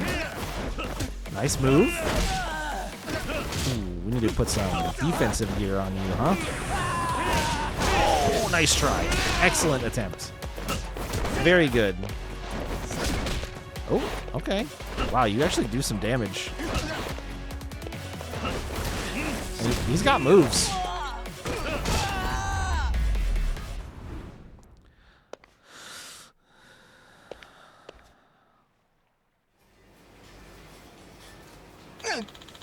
You beat me.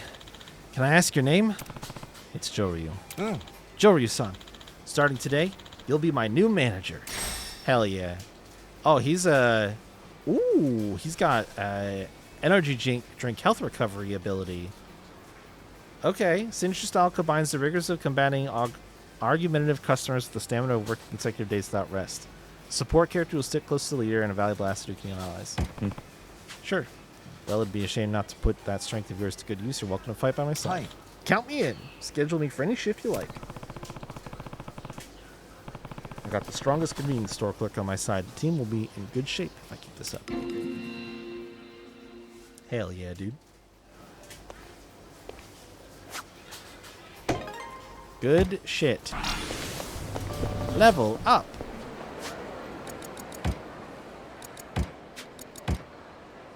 Oh, there's more requests.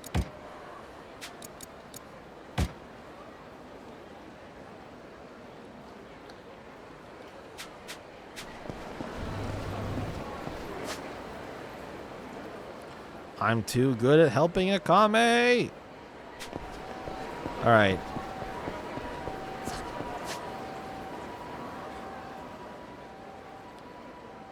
Seeking advice. Oh, this is the ghost. Okay. All right, let's wrap up this. Hold on. Health. Hit points. Food.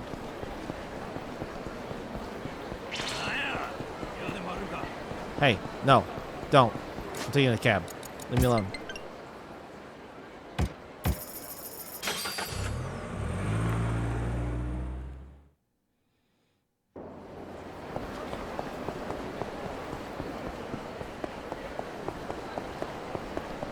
That's the bar. This place has the... Yeah, okay. You're already done. Just the ramen. What is... I haven't eaten in here yet. Hello, can I have food, please? Kushikatsu Dharma. Okay. Bunch of fried food. How much fried food can Kiryu eat?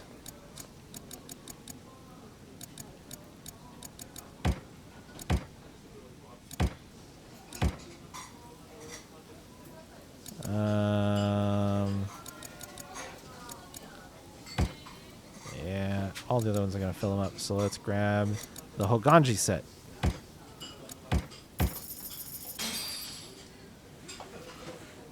Food. いただきます。気に入ったぜ。よし、行くか。ありがとうございました。 Thank you. All right.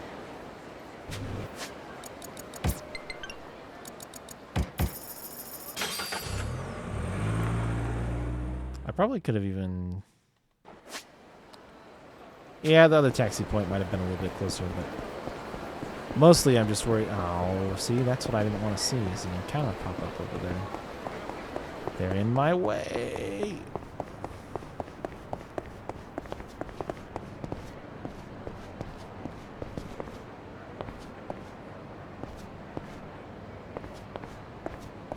I'm going to pretend I'm looking around for shinies while I wait for them to path out of my way. Oh, I think they did.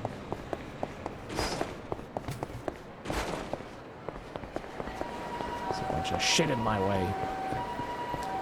Right here? No. Down the door. Here. Matsumura? Oh, no. He's here. Got it, rookie. The only answers I want to hear from you are yes, sir, and understood. Oh. Before long, you'll be one of us. But until then, we're going to learn you real good. What up, motherfuckers? Hey, lay off talking to me. Who the fuck? You can't just come barging in here. Tell me something. Is roughing up your employees just business as usual around here?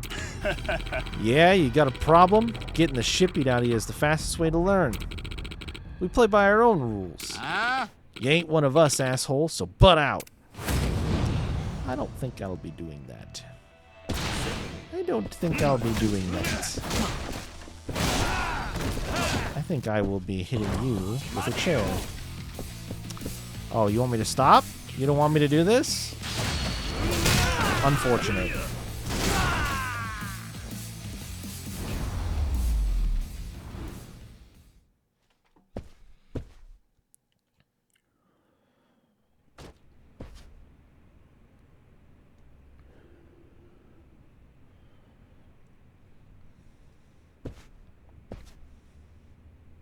Boy. You alright?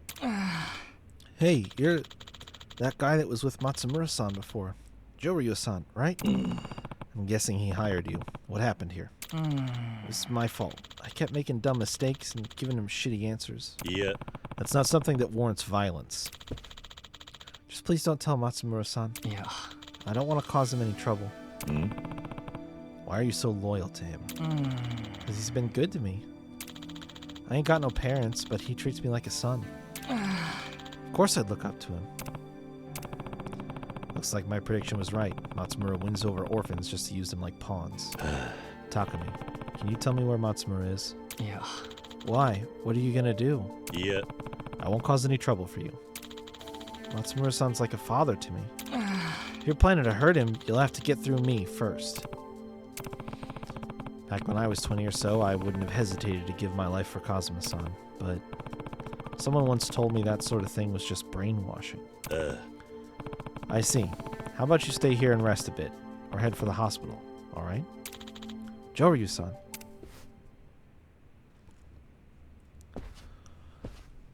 I'll find him on my own. That's fine.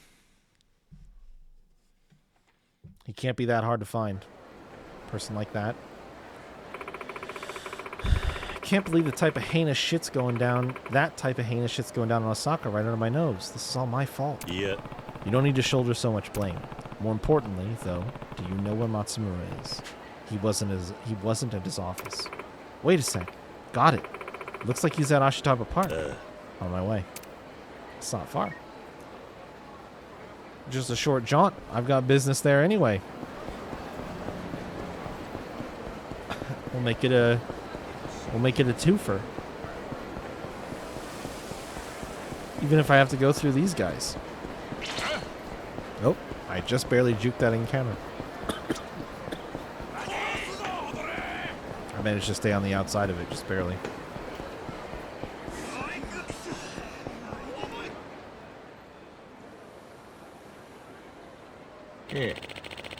Joryukun has an honest determination that's hard to find nowadays. Sure, the kids will be hesitant at first, but soon they'll grow to love him as a director. Oh, And with him in the role, Signet would be able to stand against its financial pressures. yeah? He'll need support, of course, but that's where my expertise comes in. There's nothing to worry about. Joryukun and I can get Signet back on its feet. What do you think? Any downsides to my proposal? Oh, shit. Hold on. I see there was a blip. There appears to have been an incident.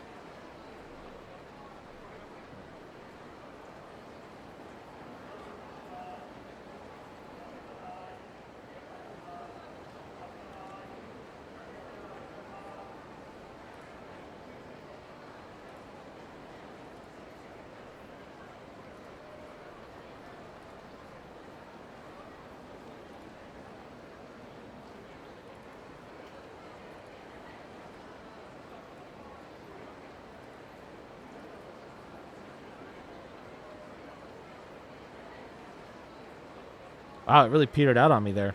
Sorry, guys. I think it's coming back. Keep an eye on it here for a sec.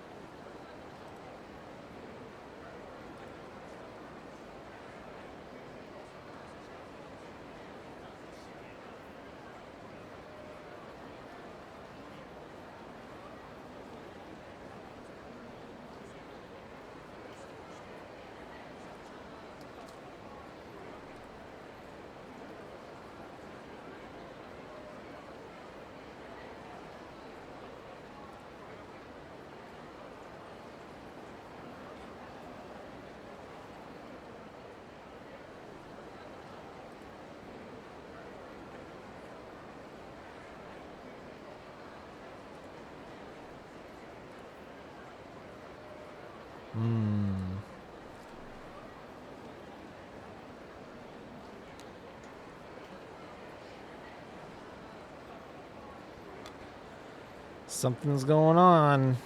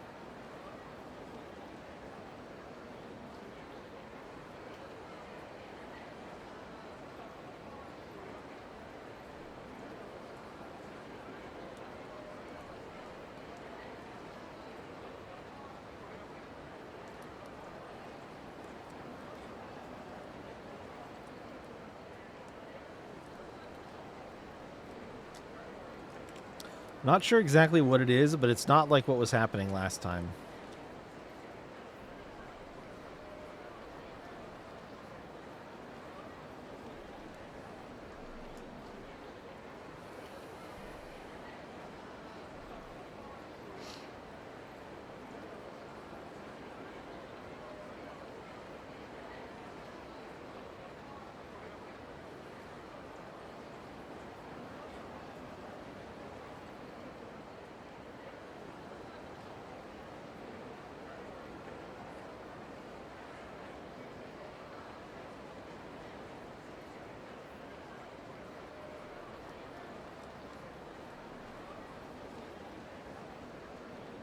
behaving very strangely.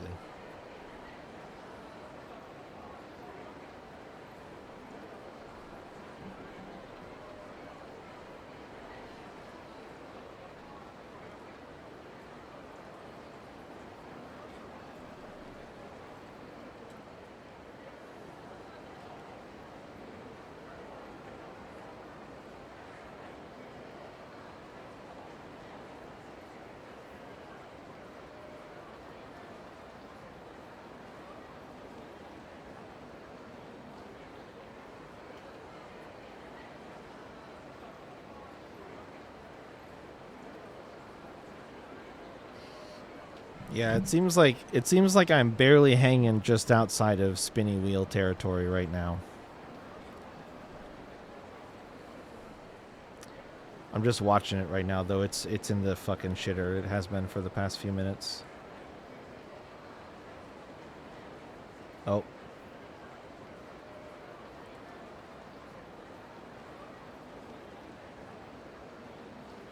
All right. Well, this is cool. This is good.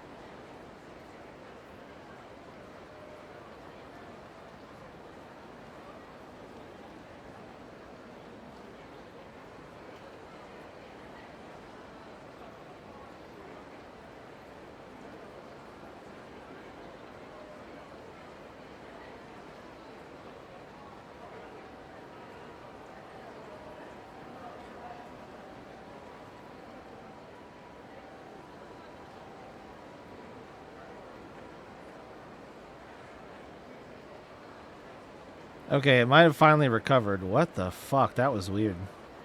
That actually might have been on Twitch's end. I don't like to say that because oftentimes it seems like it's my fault. But the fact that it just sort of like magically kicked itself out of that little hole that it dug, that's not normally how internet problems work for me. Usually when I have shit that's not working, it doesn't just magically fix itself 8 minutes later. How long was that? Where's that timestamp? 9:47 versus... Oh, 10 minutes. There's about a 10-minute interruption, and now it's just like, oh no, everything's fine. What do you mean? There was no interruption. Continue. And it's like, no, motherfucker, what just happened? Why did I almost get kicked? What is that? What causes that?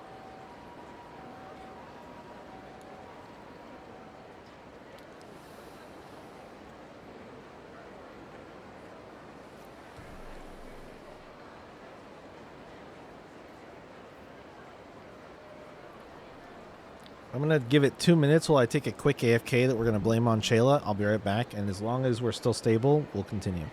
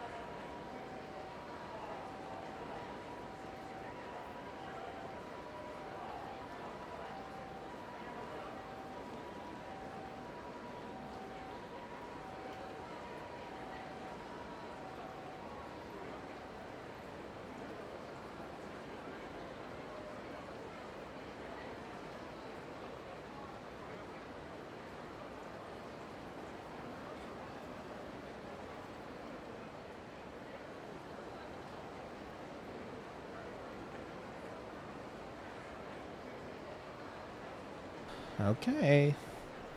It looks like it's holding steady.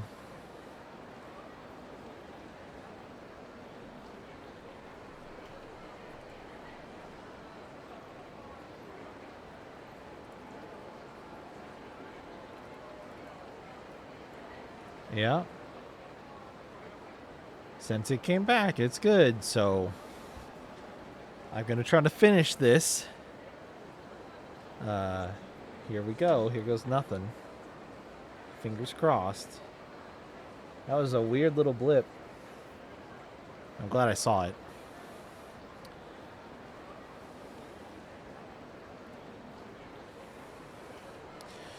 Okay. Jory-kun and I can get Signet back on its feet. What do you think? Any downsides to our pose? Okay. I guess not. Exactly, right? In that case. Oi. Wait.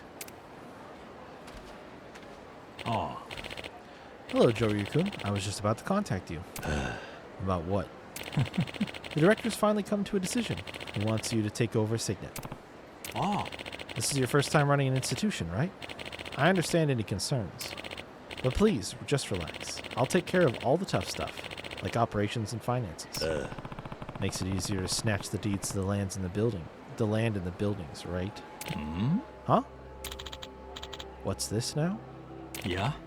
Jory-kun, what are you on about all of a sudden? You know that's not true. All I know is that's your specialty, Mr. Loan Shark. Loan Shark? Kame's tip-off led me to one of your victims, another orphanage director, apparently. You offered to help him settle his debts, then took everything he owned, leaving him destitute. He still hates your guts. What are you saying? Yeah. No, you're completely mistaken. It's true that I also work as a debt adjuster, but that type of work tends to be rocky in practice. Of course, I did everything I could for that man, but he still ended up losing his property. I just can't believe he would blame me for everything. For argument's sake, let's say I accept your excuse. But what about Takumi? Takumi? I dropped by your office. They were beating on Takumi when I got there. Takumi? Why would he be? The kid even believed it was all his fault. Was worried he'd cause you trouble. Ah. Well, that must be it. He must have made some sort of mistake. It's no wonder why you only hire kids from institutions. Oi. Time to fess up, Matsumura. You approached Signet because, as a loan shark, you had your eye on the buildings and land. Plus, you wanted to acquire more pawns. Pawns? What do you mean? Nice detective work, Joryukun. Ah. Guess the cat's out of the bag. Children know nothing of the world. Put on a good show for them, and it's not long till they're wrapped around your finger. Ah. If I make use of clueless pawns, I can extend my reach and collect even more. What you think? Pretty clever, right? What are you... So, was your backstory of growing up at Sunflower pure bullshit too? Yeah. That part was true. In fact, that's the original inspiration for this plan. Nani? What?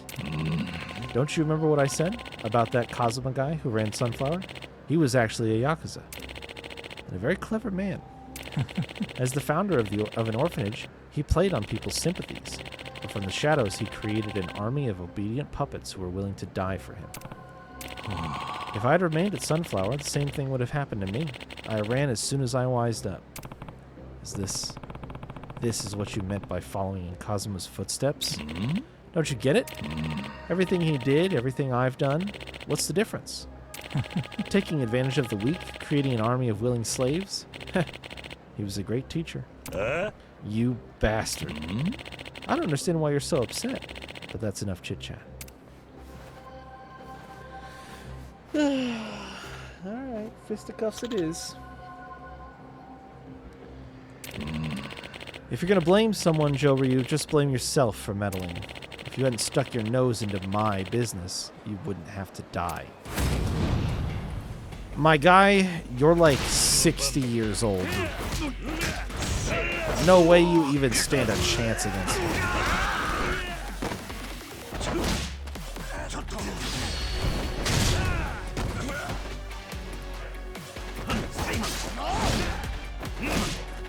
I see we busted out the weaponry.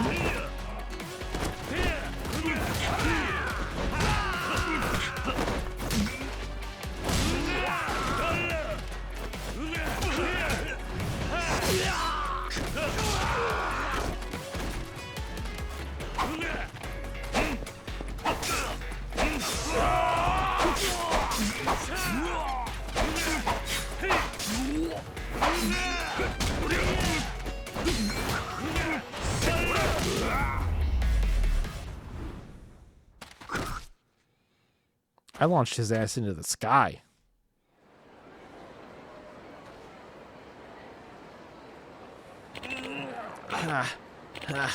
Shit.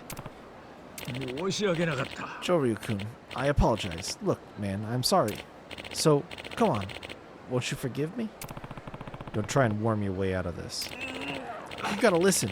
I didn't do this because I wanted to. I'm a victim too. My parents, Kazuma, murdered them. Yeah? I was so clueless. But one day I stumbled on the truth, and I pressed Kazuma for answers. Told him he was a hypocrite. He said nothing. So, I escaped the orphanage, but I never stopped hating him. To be raised by the man that murdered my real parents, who could accept that? I'm not the villain here. It's all Kazuma's fault. I'm certain Kazuma knew better than anyone what a hypocrite he was. But there was nothing false or hypocritical about the love he poured into those kids. And that is something I know better than anyone. Even you must have felt his sincerity. If you're that clueless, then you should watch what you say about Shintaro Kazuma. Ha! What an idiot. Anyway, I'll leave the rest to you. I'm on it. By the way, on the topic of Matsumura's employees, Joryu-san, can I ask you to tell them they're welcome at Signet? Nani? Huh? Those children need some peace of mind. If anything, we do have plenty of empty rooms. すまね Director, thank you. It's really us who ought to be thanking you. Just did what I had to do. I overheard his proposal. I actually think it's a great idea. They've still got a whole heap of problems, but I'll help them out as much as I can. Thanks, I'm counting on that. See you. Hell yeah, dude. Guess no matter whose footsteps you choose to follow, the journey is what you make of it. If Kazuma-san could see me now, I wonder what he'd say. Oh, shit. 5K? Let's go. Okay. Alright. Let's talk to this guy over here. Hmm? What do you want? My name's Joryu. Akame told me about you. That's so? Well, what do you want then? I want you to join my team. You're what now? You've got a red tiger, don't you? I heard you used to fight at the castle. I'm looking to enter the team battle tournament there, and I need people to fight on my side. Interested? Yeah. Hell no, I ain't going back there. Mine's been made up a long time ago. Why's that? Ah? What do you think? Why do you think? I only got one life to live, and I ain't throwing it away. That's why. Last time I fought there, I damn near got killed. I was barely fast enough to get out in one piece. Then the casino sucked up what little winnings I had like a damn vacuum. You ask me, that whole boat's one big floating shithole. Yeah? But Akame sent you, huh? Well, I ain't saying no then. Oh? Oh. I owe her a lot. Ain't a single person around here who isn't grateful to her. Thought I was done with the pain game, but I'm running out of cash. Gonna die anyways if I don't start getting some dough. Team battles are less risky than one-on-one. Pays better too. Think you got yourself a deal then. Thanks. I appreciate it. Boy. But if you ain't tough enough, we're not seeing any of that prize money. Not to mention, I'll have to worry about making it out alive again. That's why I want to see if you're the kind of person I can trust to keep me not dead. Mind if I give you a test? Sure. By all means. Heh. You passed the first one. Guts. Now, round 2. All right. Oh, whoa, he pulled a pipe. Where did that pipe come from, sir? Sir? Sir?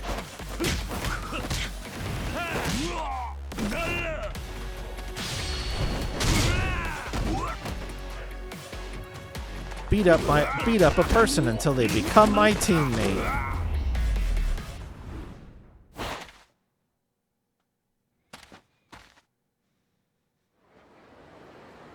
Oh. Hell, you're really something. Think I can rely on a guy like you to keep us all above ground. All right, I'm in. Time to make that prize money rain. Okie dokie. Heat mode greatly increased attack. Stance skills harder to break. Former bronze level fighter skilled in weapon wielding an iron pipe. He sensed his life was in danger, leading him to live on the subway streets as a homeless man. The worse the situation is, the more he shows his strength. An aggressive fighter, he'll boldly pursue opponents. Glad to hear it. Don't worry, your life's in capable hands. Hey, I'm gonna hold you to it. All right. Recruitment complete. Excellent. Excellent, excellent, excellent. Okay, I'm going to try to get this done in the time that we have left. And I'm going to see if maybe I can get that normal mode Mahjong in. I think it was here, the place where that Ryuji looking guy showed up. Yo, Pops. Nope, not blonde. Thought you were him for a second. You looking for someone? Huh? Nobody's talking to you, old man. You're after a guy with blonde, slick back hair, aren't you? Whoa, how'd you guess? If you know something, spit it out. Just a rumor I heard. Why you being all shady? Look, if you know something, how about I pound it out of you?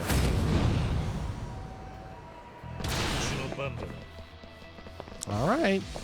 There are bicycles here, though, and I'm not afraid to use them.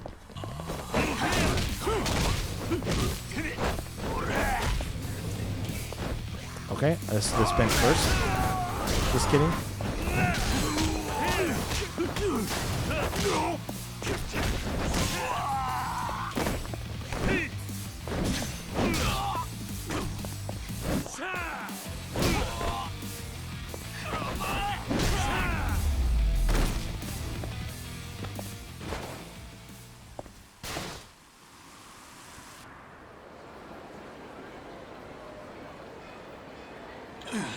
Damn, who is this dude? What? You're looking for Ryuji Goda, aren't you? Psh. And what if I am? Why are you after him? Because this here is our turf. We've been hearing this Ryuji Goda punk's been stepping around here like he owns the place. So we came to put an end to it. Turf war between kids. Seems like they don't even know who Ryuji is. Get out of here. And try to stir up less trouble from now on. Psh.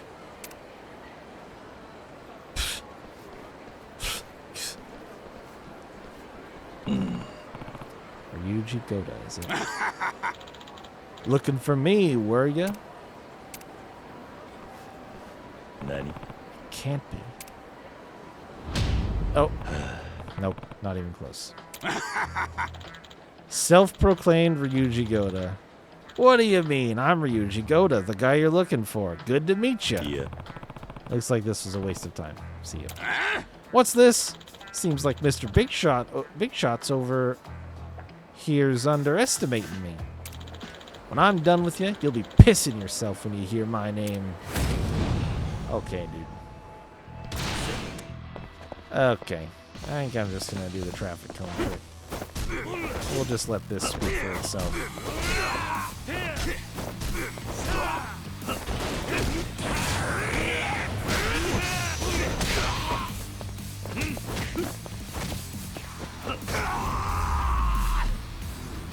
Traffic cones are very potent weapons.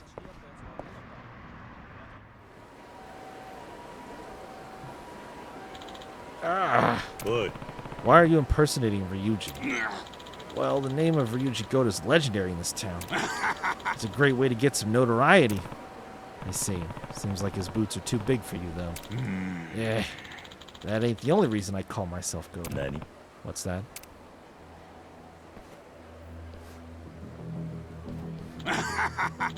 See ya. Only quick when he's running away. Turns out the guy couldn't be less like Ryuji.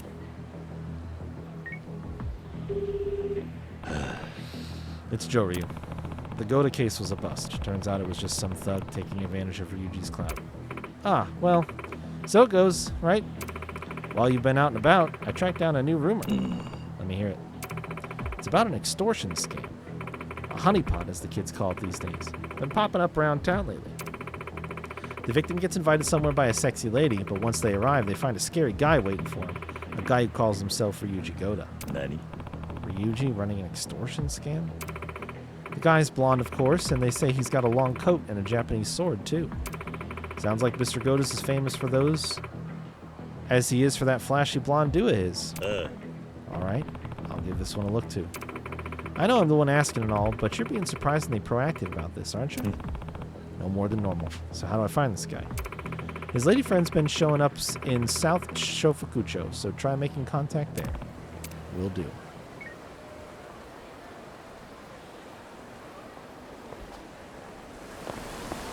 What's the main story objective right now?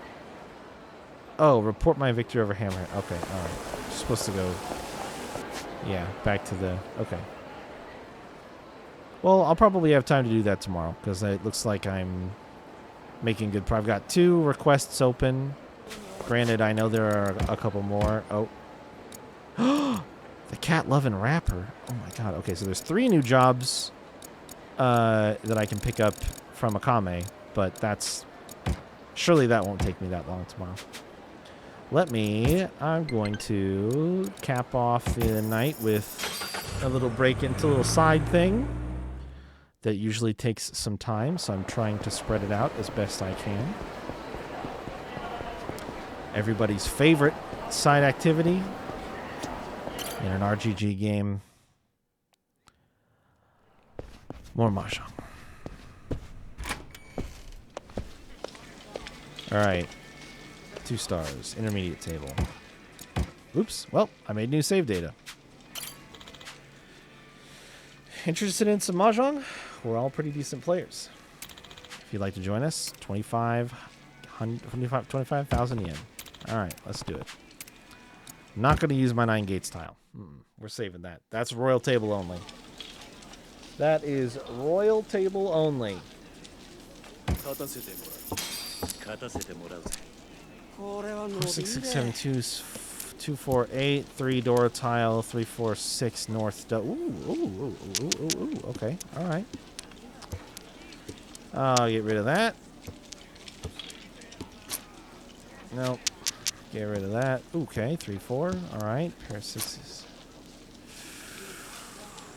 Ooh, I kind of want to take that, but I do not have a Yaku yet.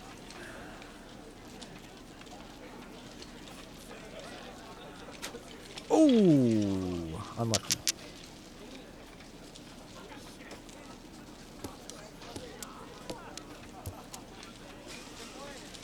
That's a round wind. We'll see.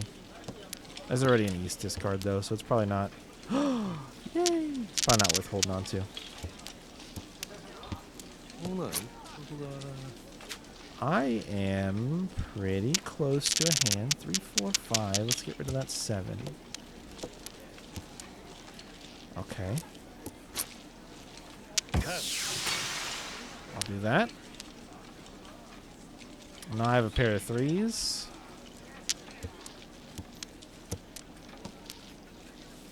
I drew this another 7. Tragic. 2, 3, 4.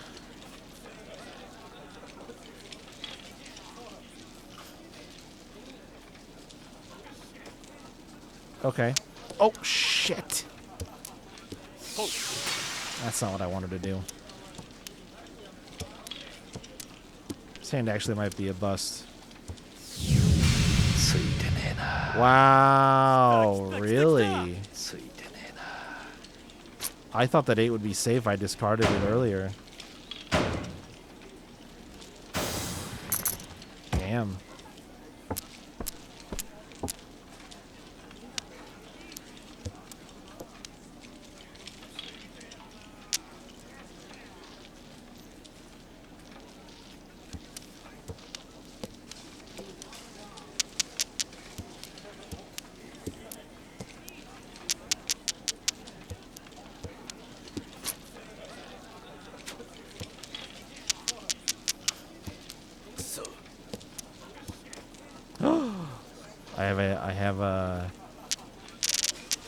I have 6, 6, 7, 7, 8, 8.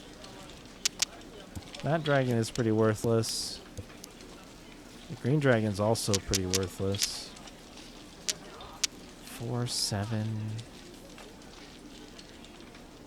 Not operating with a lot to work on here.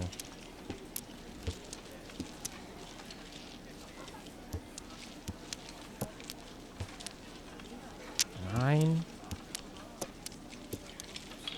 Another 7.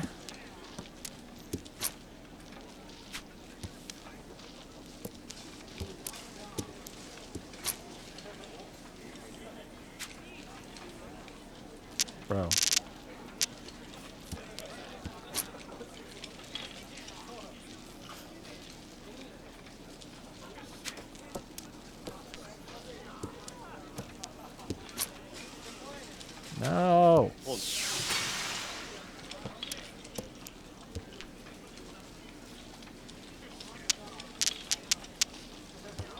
This sucks. 誰かボケろや。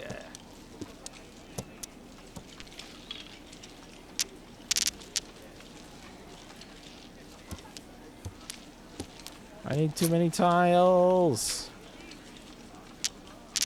God damn it, really?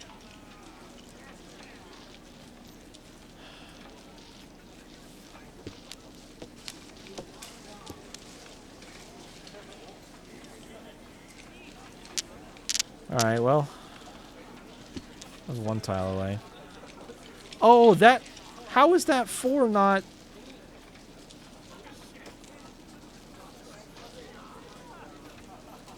Wait, why couldn't I run on that 4?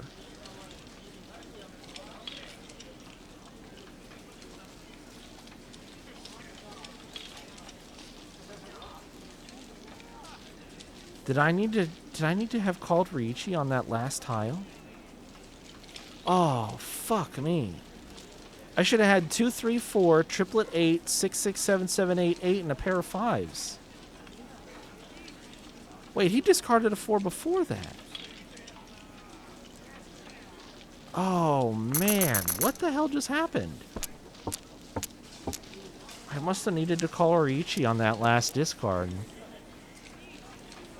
That's fucked up, man.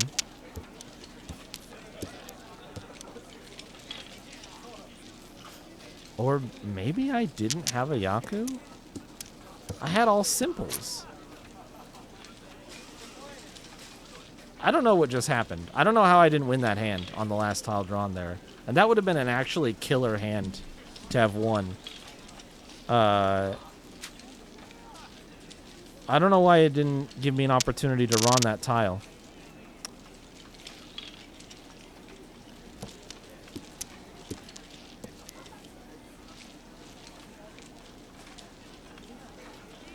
Alright, you silly ass game. What are you doing to me here? What is this? 乗ってきたで。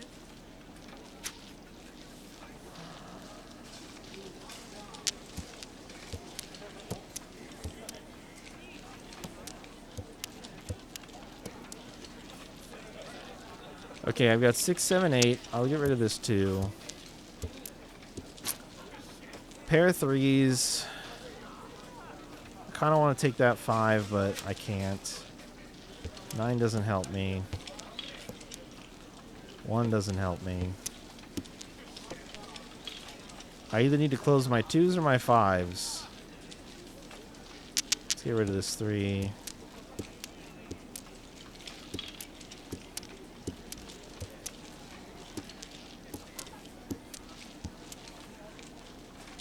It's another 5 that I've paired. This is not helping me win the game. Fuck, that's the last 5. That's the last one of those. Shouldn't have discarded the fucking 6. God damn you, game. Yeah, I'm not getting another 6, so that's a bust. No point in keeping that 7.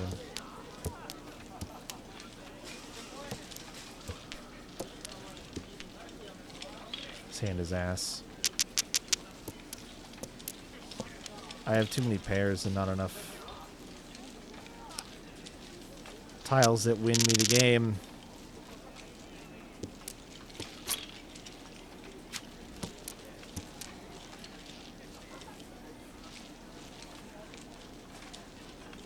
Fuck. I should have just gone for all triplets.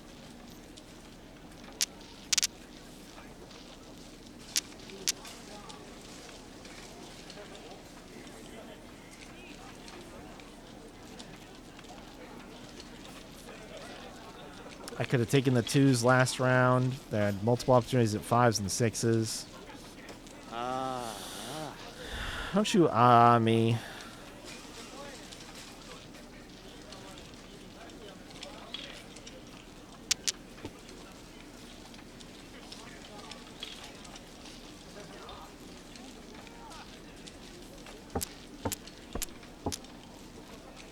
Alright, well, it's down to this hand, and my deal sucks, but I got 3, 4, 5 locked in. A couple of west tiles that don't help me. That's 7, 8, 9.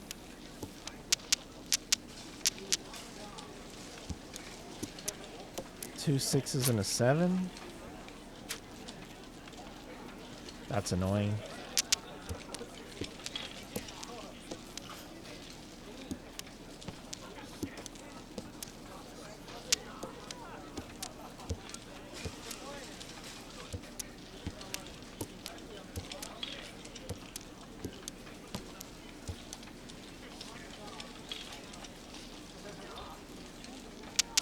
Okay, this is really close. No. Fuck. I need a 2, an 8, or a 3 or 6. Nope. That 8 is... Oh, there it is. There it is. Okay. It's not a great hand. I've got 2 Dora tiles, though. And it should be enough points that I... Depending on if I can Ron somebody... I want to Ron the point leader. Oh, and I did. I think... Oh, but I didn't get 2 straights. Yosh. I am the dealer, though. Peach. Infu. Yep. Tora. Yon. Yep. Hanema. Okay, that's enough. I didn't think I had 4 Dora tiles. Oh, but I got the third.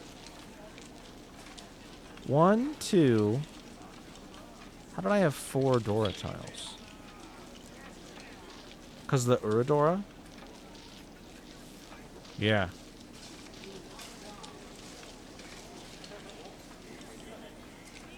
Because of the Uradora. End game. Yeah. Take the win. Easy.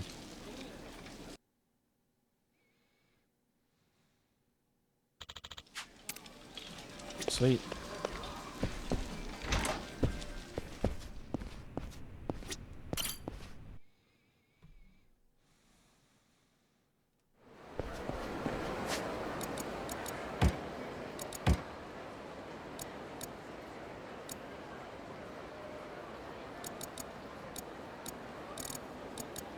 First try. First try. Alright. Let's see what Pocket Circuit has in store for me. Oh, these guys.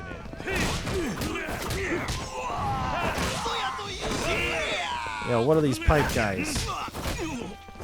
Get out of here, pipe guys.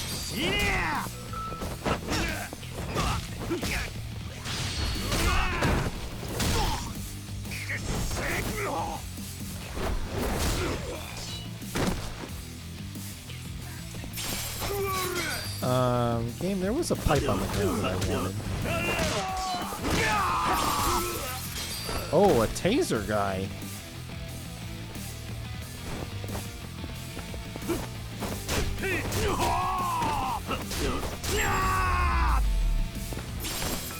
How dare you?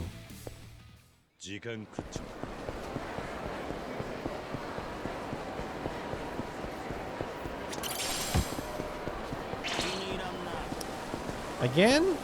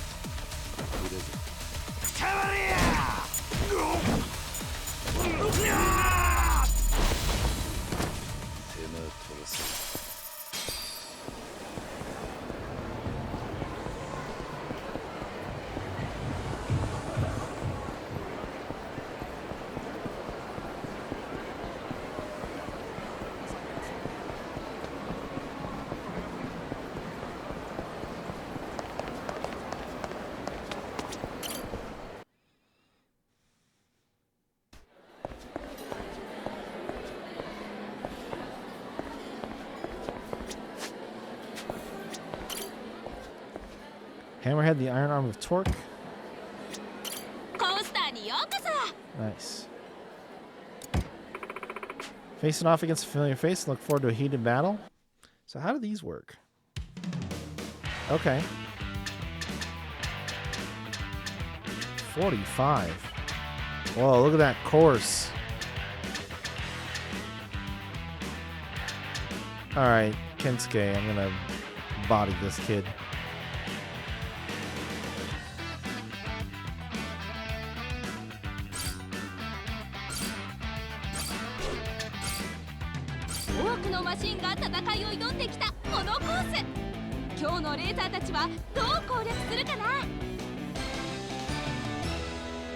I almost feel bad for how bad I'm about to stomp this kid in this race. 俺のゴーレムジャガー I get 5,000 PP from it, so 挑 I 戦 don't 者 care. のマシンは友達と組み上げた特製カスタム。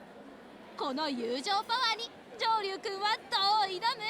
注目の上流くんは青レーン、対する挑戦者は赤レーンだ。まもなくスタートだよ。集中集中。レディー。やるかスタート。勢いよく飛び出した。順調な走りを見せている。何が起こるかわからないのがポケサーだよ。2位以下に大きく差をつけて独走してる。レースも後半戦に突入。トップスピードで駆け抜けよう。 Oh no, his car flubbed out. 安定した走りでコースを駆け抜けているね。いよいよファイナルラップだ。スロットルだ。このままではコースアウトして首位でゴール。熱い走りをありが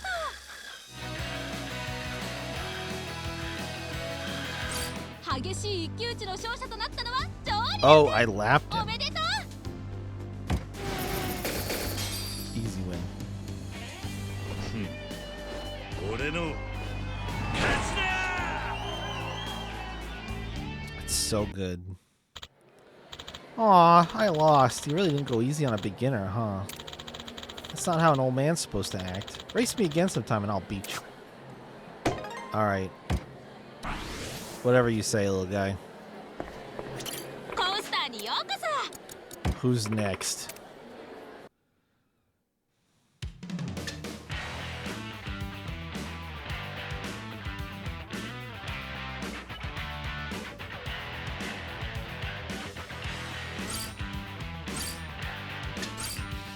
多くのマシンが戦いを挑んできたこのコース。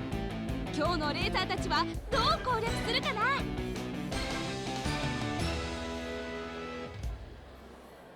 行くぜ。俺のゴーレムジャガー。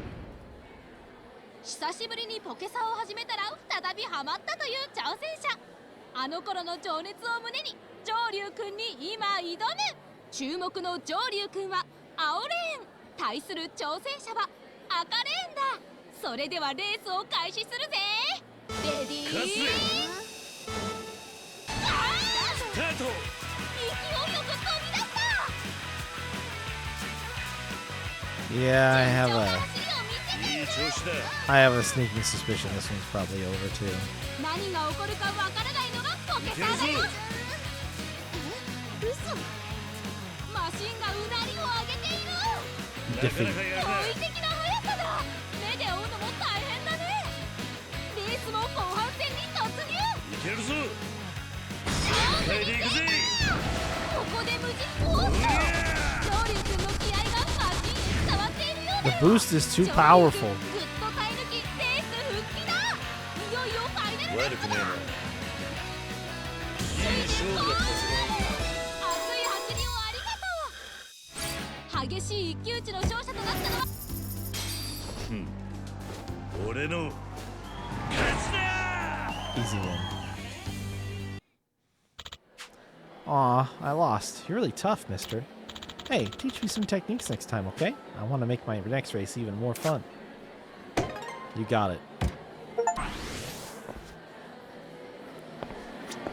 コースターにようこそ。 Yeah, let's do another rival match. I'm feeling particularly like absolutely obliterating some rivals today.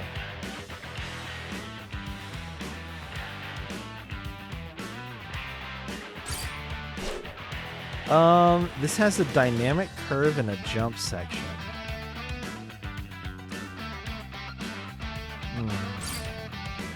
I could see a world where maybe my car doesn't make it through this race. 12 laps? Bro. このコースの主役はなんといっても急カーブ。気を抜くと一発でコースアウトしちゃうよ。頼んだぜ。俺のゴーレムジャガー。インターネットで得た情報をもとにカスタマイズをしたという挑戦者。どんなマシンに仕上がっているのか。注目の上流くんは青レーン、対する挑戦者は赤レーンだ。それではレースを開始するぜ。レディー。やるか。はいいな。スタート。 Well, 勢いよく飛び出した。順調な走りを見せている。フルスロットルだ。ここでブースト。勝利へ加速だ。飛び出している。上流くんグッドラスト。上流くんの気合がマシンへ伝わっているようだよ。上流くんグッドタイ抜きレース復帰だ。このまま勝つぜ。体勢が崩れている。 oh shit. No! ということだ。 I shouldn't have boosted. バカだ。 Tragic. 上流くん好スタート。勝利を逃してしまった。熱いレースを見せてくれた2人に Is there a quick retry? ありがとうご。コースターにようこそ。 That's okay. So what I will do is I will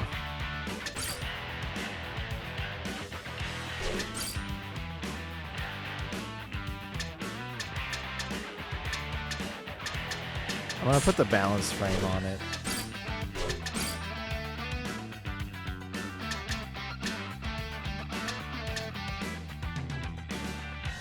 And grab these soft tires plus.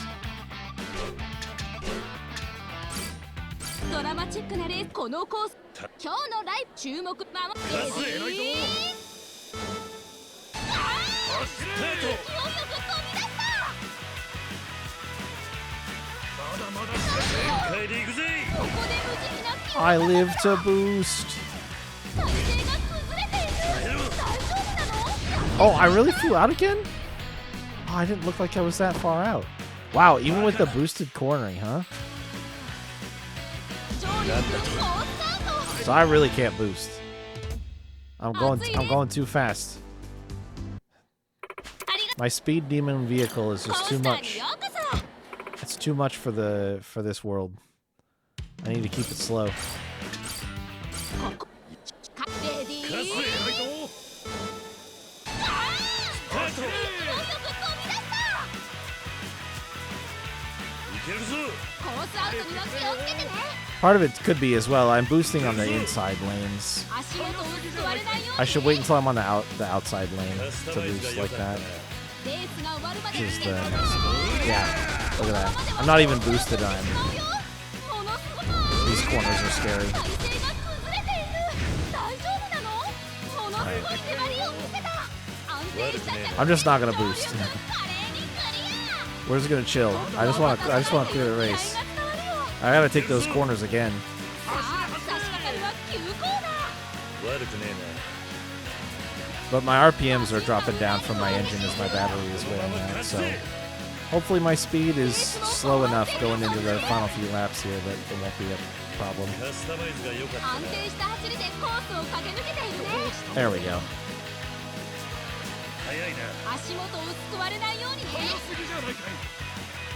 カスタマイズが良かったな。足元をすくわれないようにね。強い。他のマシンが追いつけてない。カスタマイズが良かったな。さあ、差し掛かるは急行だ。まだまだこれから。足元をすくわれないようにね。流れだぞ。カスタコーマイズスアウトにはが良かったな。気をつけてね。早すぎじゃないかい。He's kind of catching up to me because my engines are going out. 早いな。 I'm not winning. スロットルだ。 How could this have happened? 先行くぜ。迎えで行くぜ。 I had to try. I had to try. I almost ran out of battery. What does that mean? I only won by 2 seconds? 俺の勝ちだ。 These are still 1-star rival races. Dang, I lost. You're really good at this, you know? This reminds me of a scene in an anime I used to like. Next time, let me be the protagonist. That was scary. I almost lost. いらっしゃいませ。ありがとうございます。 All right. Well, I think that's where I'm going to call it for today, guys. We'll wrap it up there. Tomorrow is regular old stream. We're going to play a bunch of this. Fingers crossed I don't have any hiccups tomorrow like tonight, but it seems like there was just a little blip there for a few minutes and we made it through to the other side, so all's well that ends well. All right? So more Like a Dragon Gaiden tomorrow, and then more Divinity 2 on Sunday, and more Divinity 2 on Tuesday. So, yeah, I might have to do some of the circuit races to unlock more parts. That's all. I'll probably do that next time. So, I think my battery is one of the... I have a really high-powered motor, which is draining the battery, because the battery is one of the would-be starter ones. So, it's fine for the short courses that don't have many laps, but that was a longer course. And they'll only get longer and more difficult from there. So the hills and the jumps also add drag and slow down your motor and how much juice your battery has. We'll be fine. We'll be fine. All right, thanks for hanging out. Hope that you enjoyed. Appreciate all of you being here. Have a good rest of your day or night or whatever time it might be for you. And I will see you guys later.